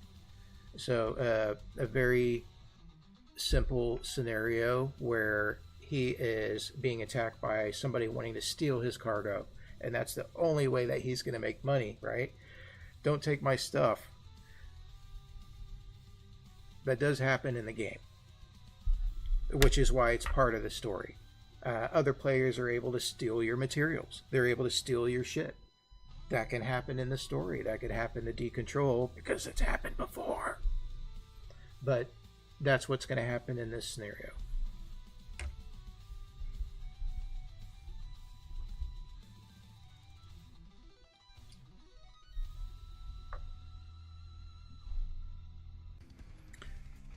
I'll sketch in just some minor shapes and detail.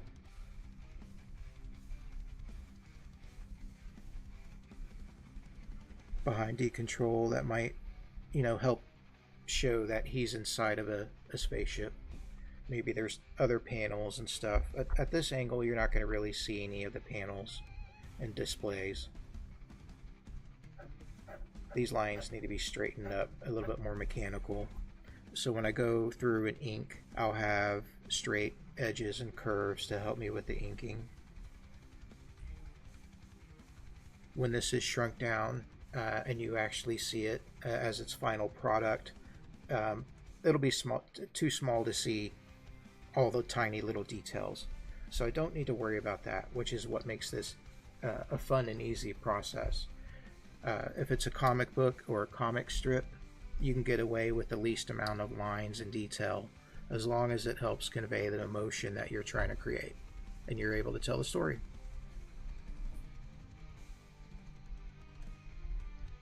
That's what comics is all about. I may spend the next 40 minutes just working on lighting on his face, and that's okay. I don't want to spend too much time there. I want to see lighting from this side and his right side. When I left off yesterday in the stream, I did consider, and I didn't forget about this, I did consider his mohawk either sticking out of the helmet. And I was like, no, why would it do that? I do need to keep it practical. It's not a cartoon. So I need to play with the idea of how that's sort of shown. I do want to show his mohawk in this panel, but it may not be necessary. Maybe he shows that later on, because you do see his portrait up here of it, or his headshot.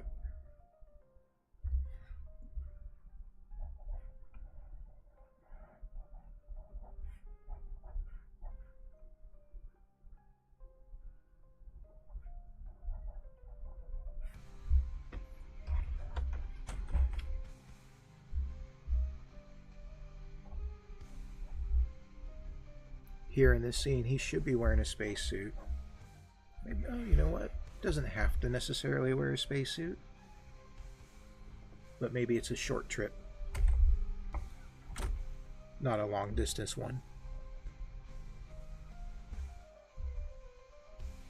So he's not too far away from where he needs to go to drop off his cargo, make his money, and move on to his next contract. His next mission, so to speak.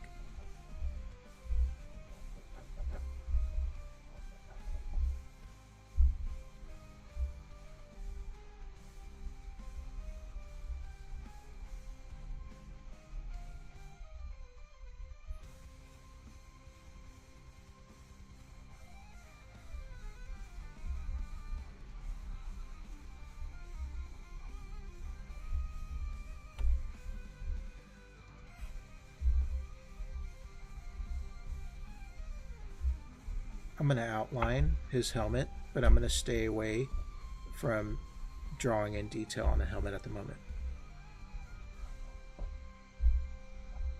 Anything that I work on offline will be due to maybe I'm stuck on something. Maybe there's a detail that I haven't thought out, and then I, when I think about that offline, stare at it for a little bit.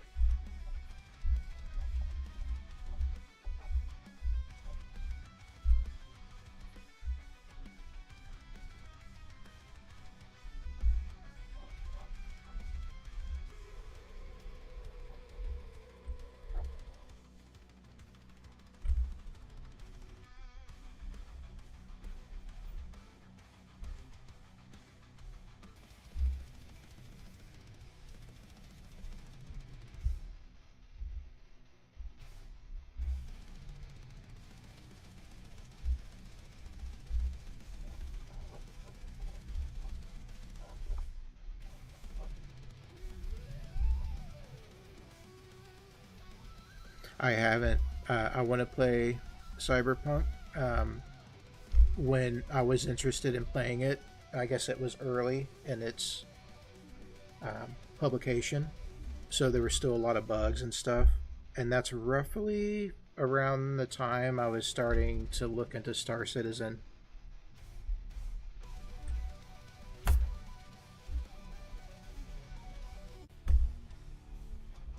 So I decided to do the Star Citizen thing instead of put my gaming time into Cyberpunk.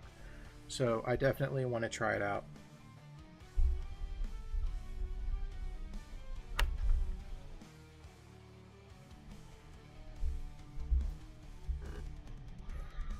Alright, I don't know what other detail I really need to put into this background. The only concern I have is the pilot chair. Maybe just squaring it out a little bit better.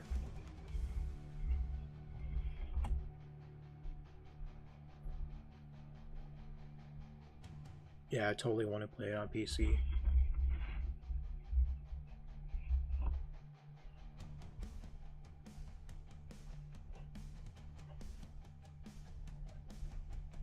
It just looks cool. I'm hoping it sort of inspires what I'm doing here. Um, I'm hoping more of, you know, this turns into something bigger.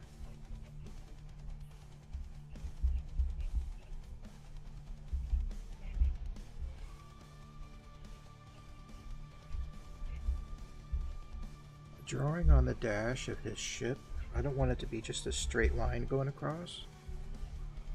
Trying to segment it out a little bit so that maybe there's parts of the dash that hold, you know, mechanical parts or other electronic components.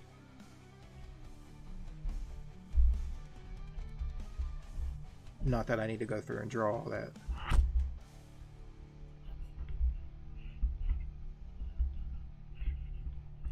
But I also need to consider any dialogue narration boxes for this panel. Sorry, the camera's like right in my face. But as long as you guys can see the panel better.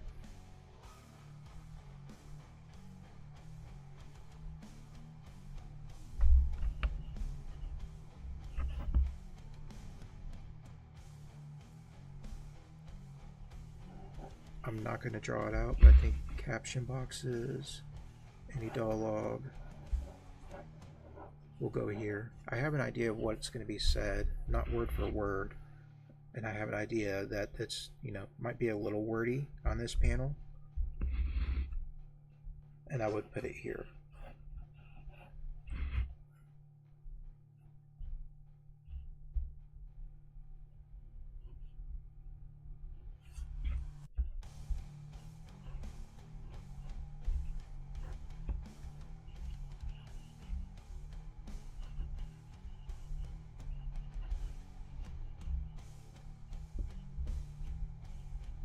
I'm going to go ahead and go with more retro type screens,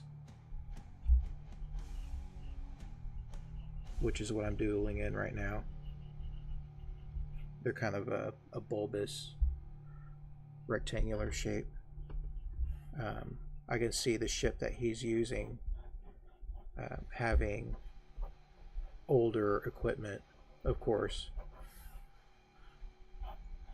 It's a cargo hauling ship. It's actually a cargo hauling ground vehicle turned into a ship.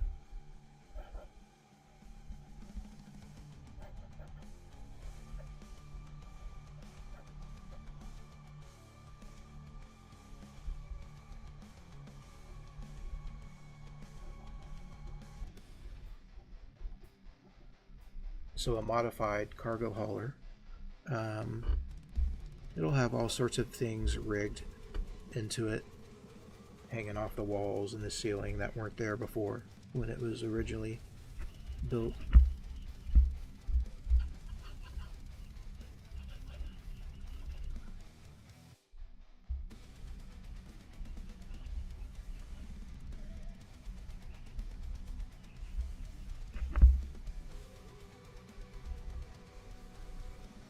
I'm going to start off with real simple shapes. But I'm going to try to do this as quickly as possible because I don't want to spend a lot of time just doodling. I want to get to the point where I'm starting to finish it out enough to where I can ink it. I don't mind taking my time, but it can't take forever. But keeping in mind that this panel will be, shrunk down a little bit, I don't have to draw in too much detail, but I do need to consider the fact that I draw it big enough to where it's visible. So simple shapes, we'll go with retro style a little bit.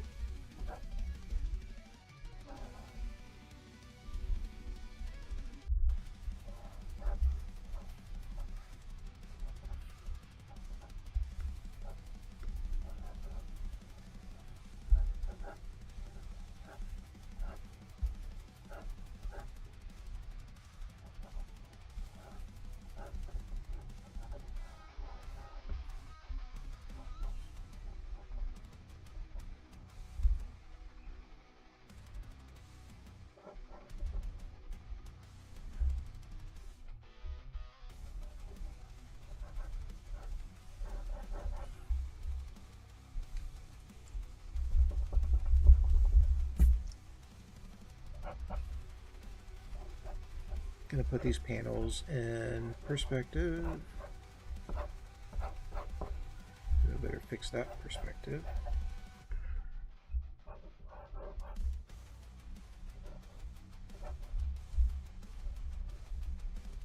More knobs and switches.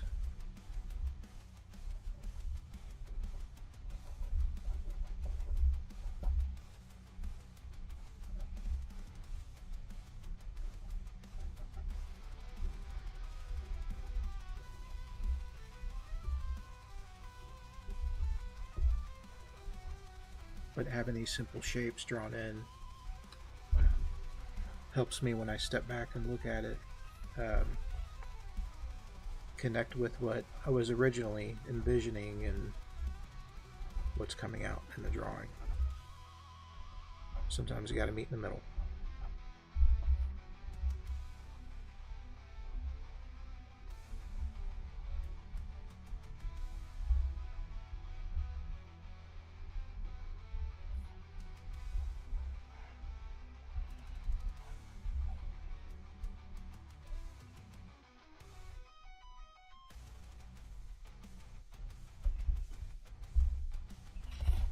I have a visor going over the front viewport on the ship.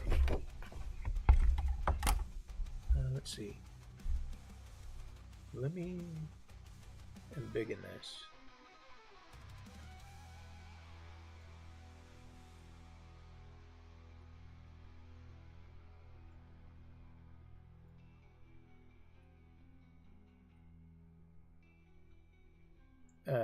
Inside of this central little horizontal black area is the cockpit area, the controls area, which would allow 4 to 3 people inside to control the ship for various reasons.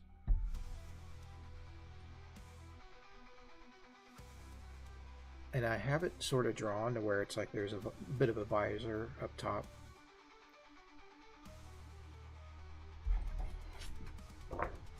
And the front part of it sort of sticks out a little bit.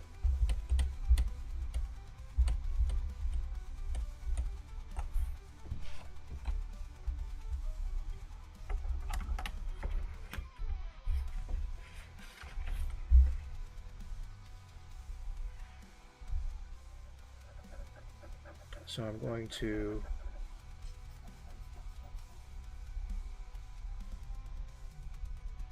just kind of shade in where I need to have those dark areas. There's a lot of brightness coming in through the front viewport.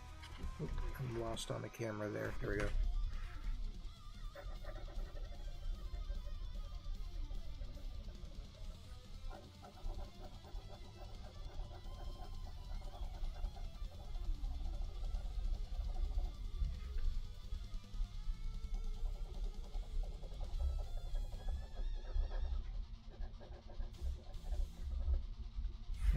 too rough with that. Oops.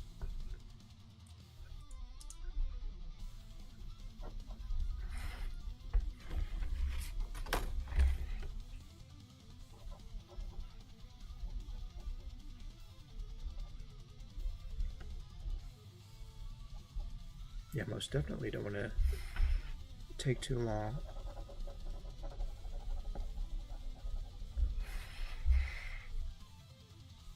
It gets a lot more exciting when you get into the inking process. So we'll see how it goes.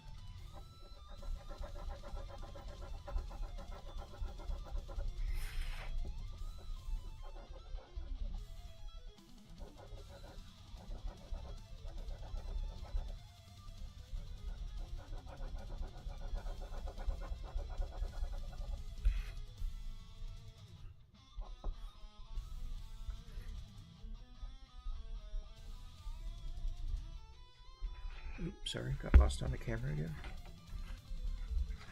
Hard to keep up with that.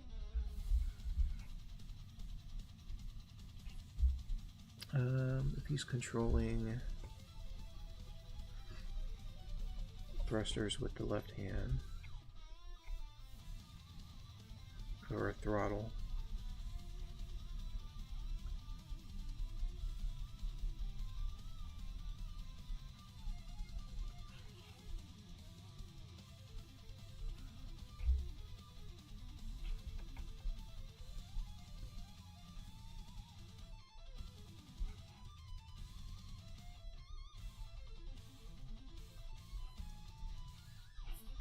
okay.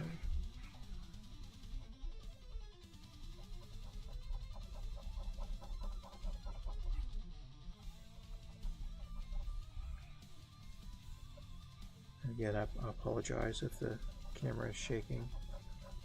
I'll have to go back and review because it's attached to the table and I shake the table sometimes.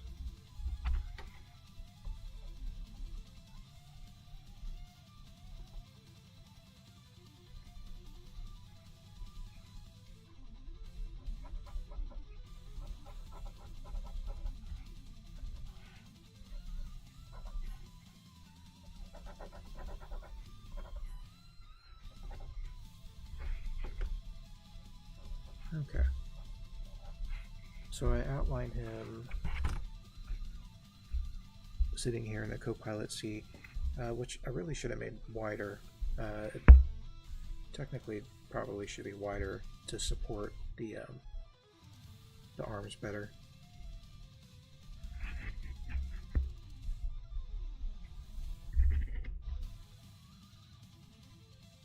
This is when he should take off his helmet and reveal. So I may change this up. Keep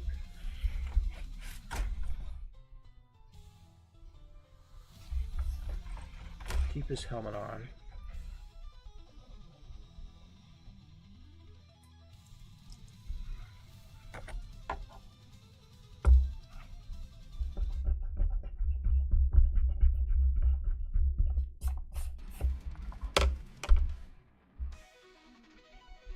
Maybe he's got some spikes or something on it.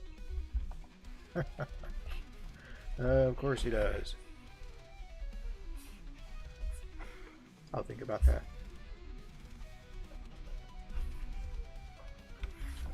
And then the alarm going off, and then maybe we'll draw him taking his helmet off. Sort of like preparing for the situation to come in combat between against these pirates here.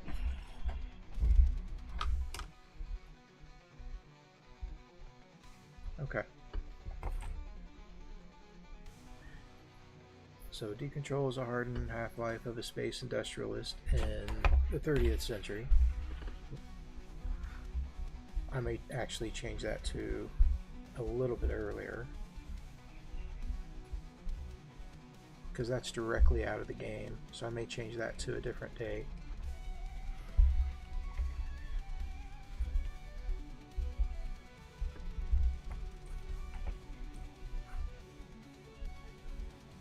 in creating this comic book title and story,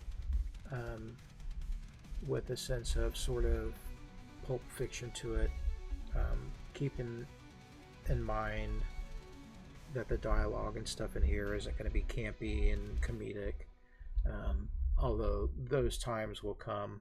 I see this situation as being maybe a little bit more serious.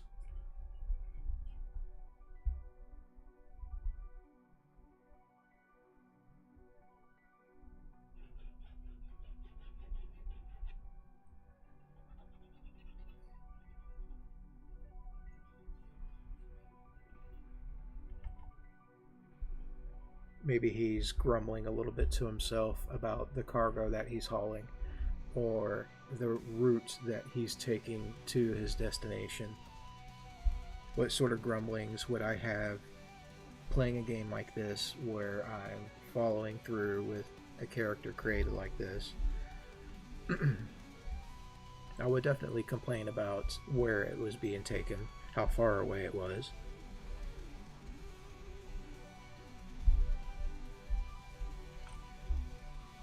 So maybe he's grumbling about how far away he's had to travel to take this cargo.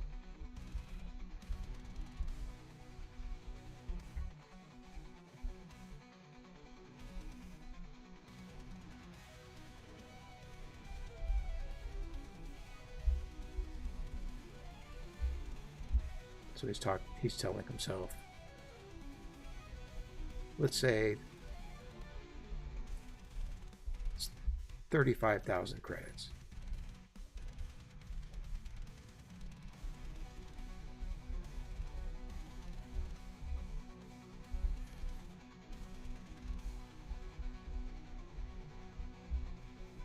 Sounds nice. I'll go ahead and write that out a little bit bigger.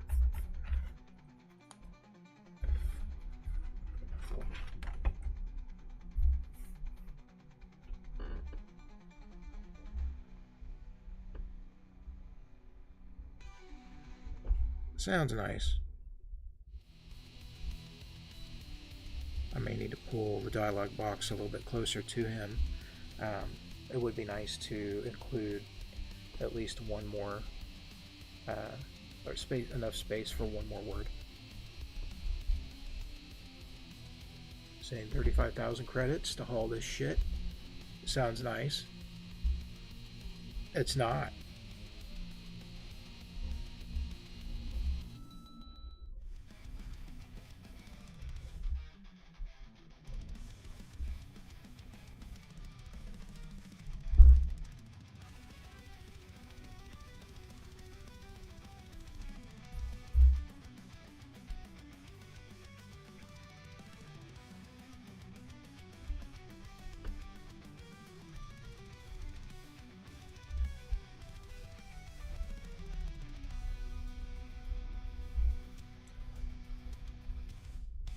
The cargo is garbage.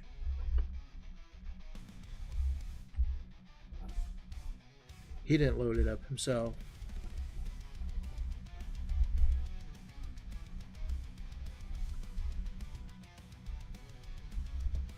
But you do what you gotta do.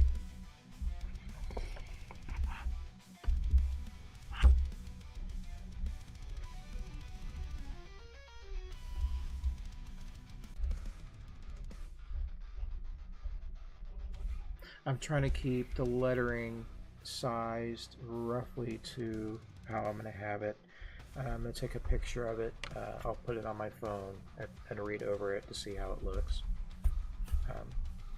And then I'll go get my I don't have my lettering guide here with me, but that would allow me to lay down parallel horizontal lines spaced out for lettering, and keeping your lettering sized.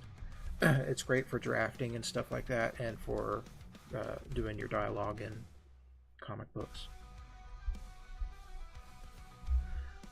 But it's getting done.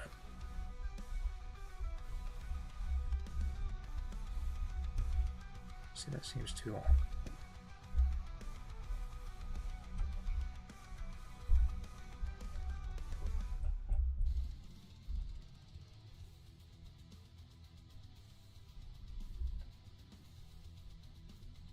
wonder if I need to shift it up a little bit to where I'm going to go through so much erasing on this poor bristle board sheet. It's going to be nothing but fibers when I'm done.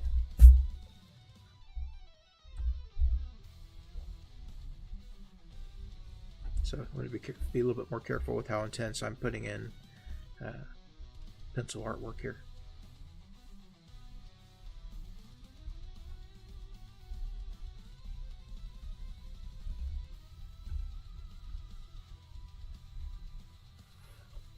It would be kind of cool if it went across, but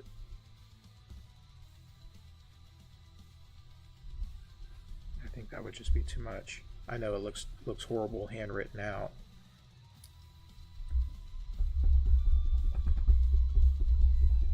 As long as you have a good sense of spacing, you can get an idea of how much space you need to leave for yourself. So we'll take out but. No more buts.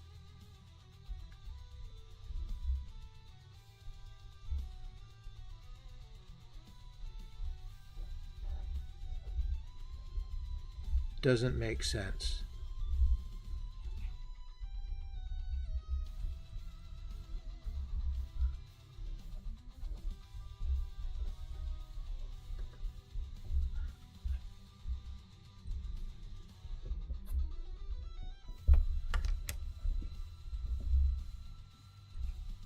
And he's connecting it to, you know, why do I have to do this?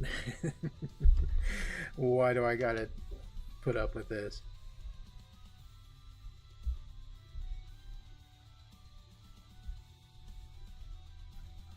Let's get the block here. Like, we can remove this whole section here. I'll do that once I'll cross that bridge when we get to it.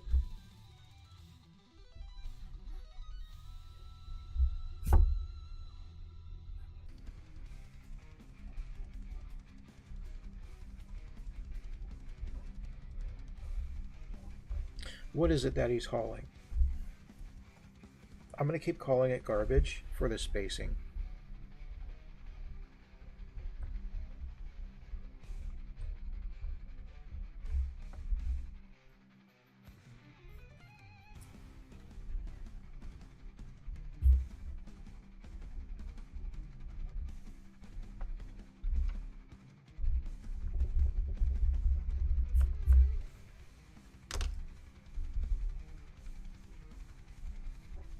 Hauling garbage to live.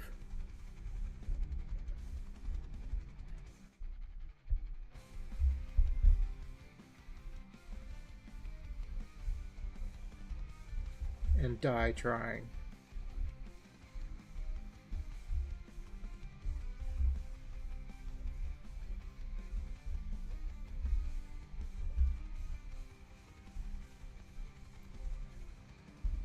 And then he's yelling out, you know, he's yelling in his head for 35K. And 35,000 in his world isn't a lot of money for what he's doing. And to him doesn't make sense to the cargo that he's hauling. Thus creating hopefully enough mystery with that wording. Oh, I'm sorry.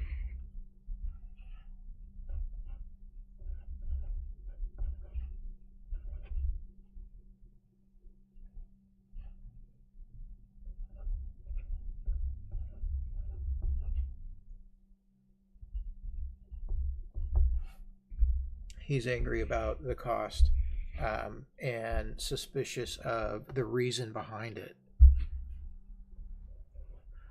Like, he's hauling a material that doesn't, you know, necessarily need to go where it needs to go. It's like someone's paying him to haul a whole bunch of just junk or scrap. Maybe it's a trap. All right. I hate to say this, panel, but we're going to have to erase yo face. All right.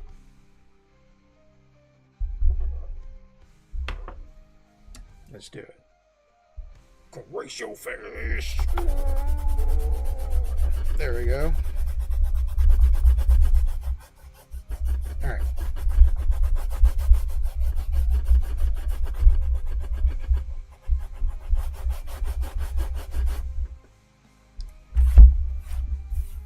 Good enough.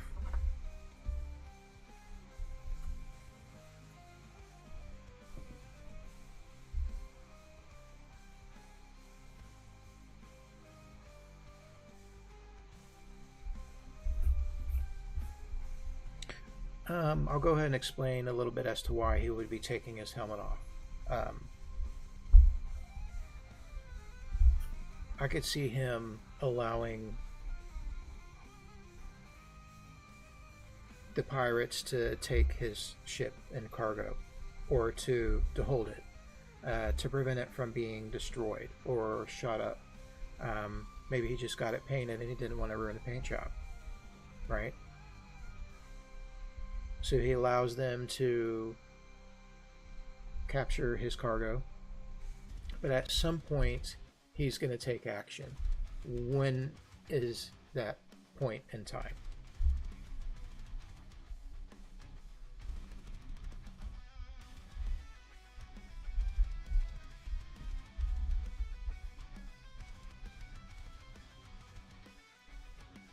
So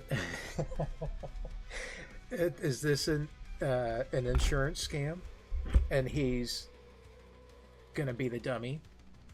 He's gonna end up dead.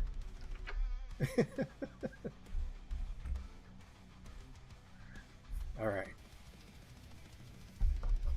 I did not forget about the onomatopoeia.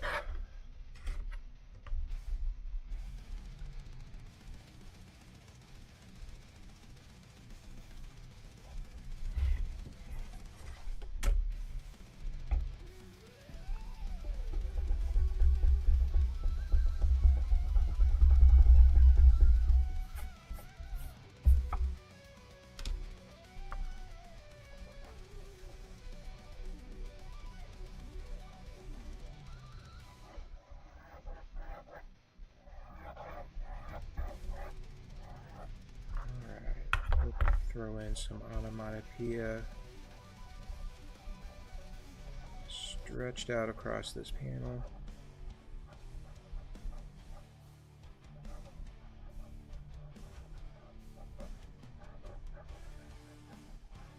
Maybe break out of the panel a little bit.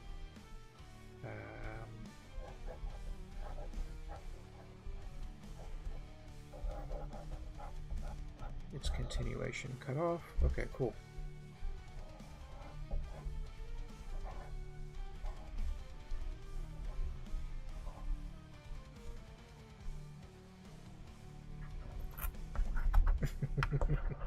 Exactly. That's exactly what I was thinking. It's a great idea.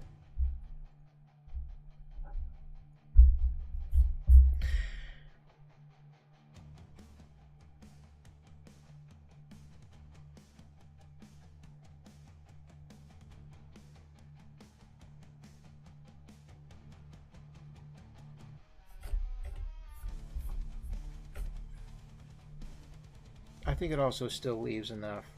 I would like to keep some sense of dread, especially since dialogue could sort of drip with dread on occasion. I do want to inject some sort of sense of pulp into this. And it's going to be sort of dark, and that sort of injects a lot more hope than I was thinking of leaving it off with. But I think it's a good balance.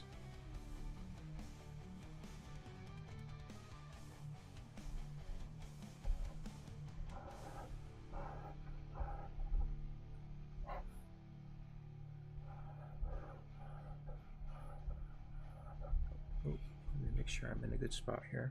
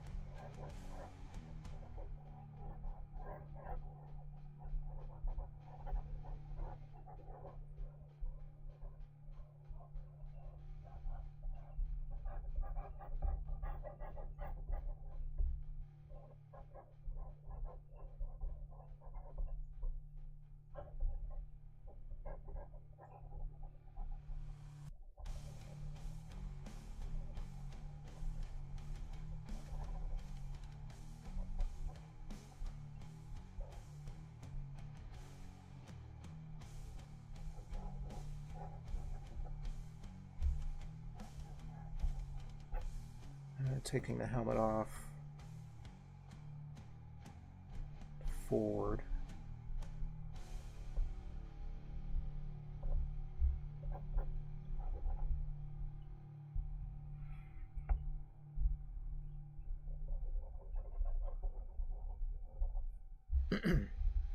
But keeping it in sort of dark shadow, maybe? Yeah, because he's pulled out of hyperspace, and so what's in front of him is pretty dark. And maybe except for some lighting from displays.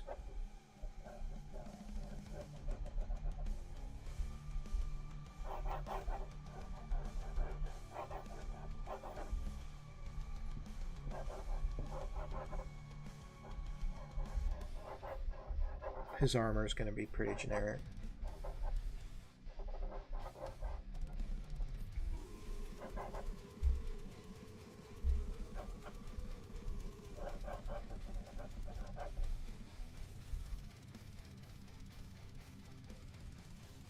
Alright, and then dialogue here.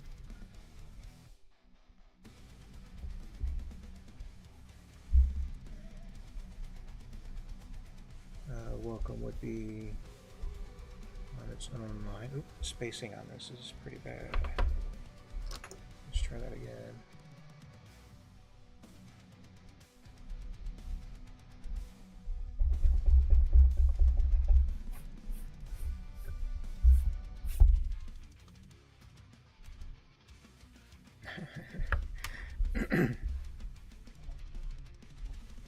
Well, thanks, Lucci. I appreciate that.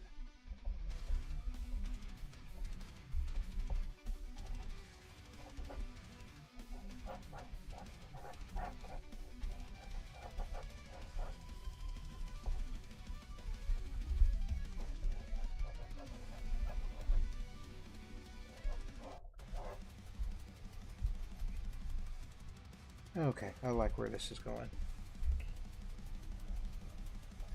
So my biggest inspiration would be old school Amazing Spider-Man comic strips in the newspaper, such as that, comics such as that, 3 to 4 panel story bits, serialed out over time.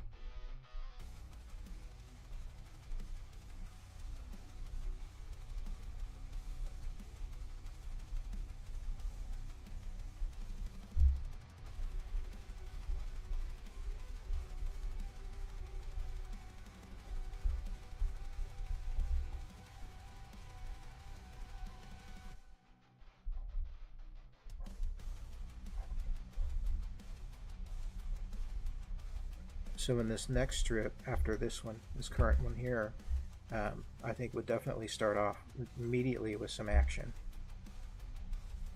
Maybe.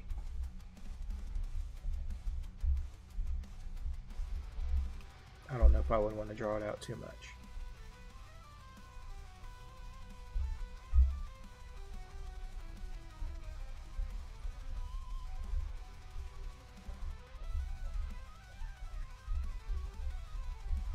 Said the spider to the fly.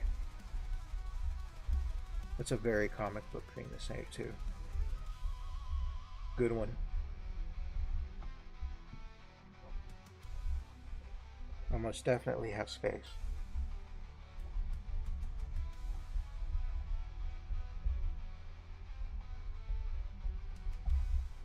Most definitely work. So he's thinking this to himself, or maybe, no, maybe he says this out loud. So I need to consider that.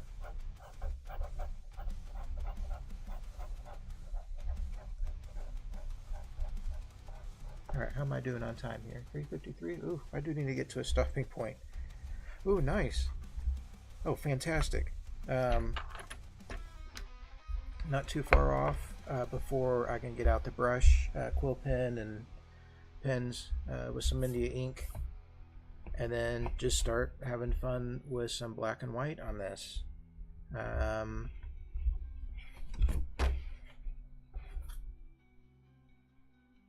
then this evening I'll take a picture and shrink it down and see how it looks for text and stuff like that. I did not add in the text here in the final panel when he's confronted by. I hope to focus on that is okay for y'all.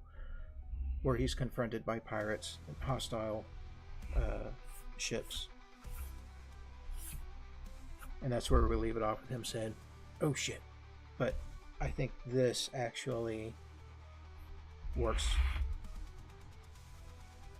better. But he's got to say something. He's got to have a nice quip here in the end, or maybe it's the pirates that are communicating to each other.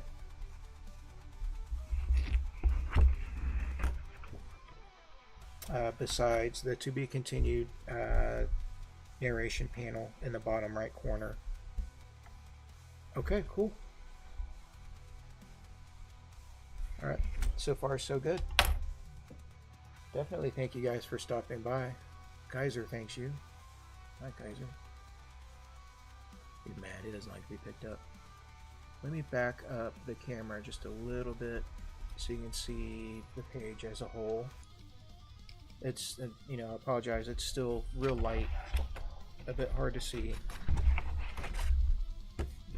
when you're just drawing things in with graphite. And I can't get too dark because it does make it difficult to erase out if it comes to that. Let me do a quick focus adjustment.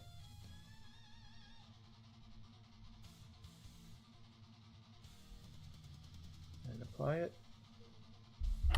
Alright, cool. Just some old school kind of comics, right? 14-inch by 17-inch sheet. Shrunk down. Man, I really need to back out to see everything, huh?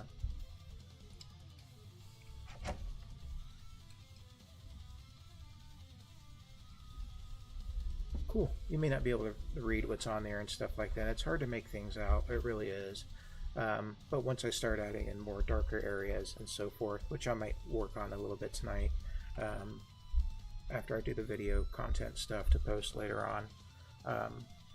Yeah, for tomorrow's stream, we'll darken things in. We may get to the point where we can go ahead and use inking tools and start inking things in.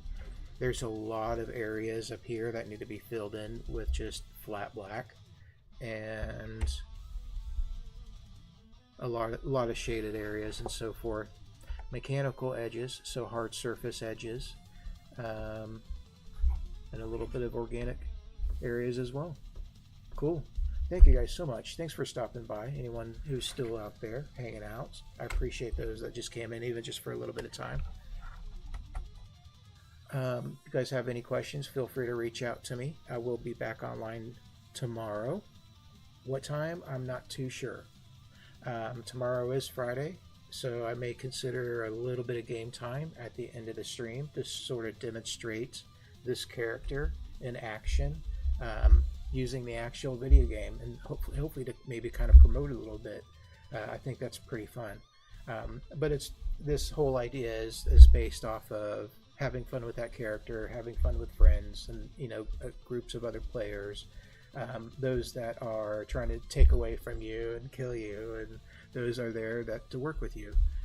So it's all there in that game. Cool, guys. Y'all have a good rest of your day. Thank you so much, and I will see you next time. I'm going to go to the Be Right Back screen and hang out for just one more minute while I get things sort of tidied up.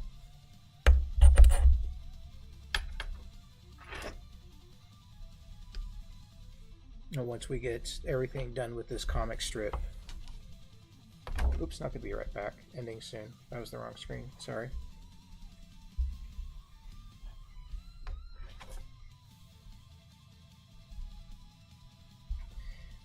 Yeah, once this gets all inked out and stuff like that, textured and all that,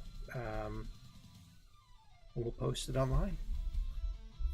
But I do need to get to the point where I can get these done quicker and maybe do one sheet within the time of a stream. Maybe I don't stream my figure study. Maybe I do that before the stream, but recorded, but stream a couple hours working on one page, drawn out, inked, hand lettered, and so forth, and ready to post. and do enough of those to where I have a sort of serial built up. But thanks for hanging out and helping me along with that. Hopefully we'll continue doing more and keep going with this stuff.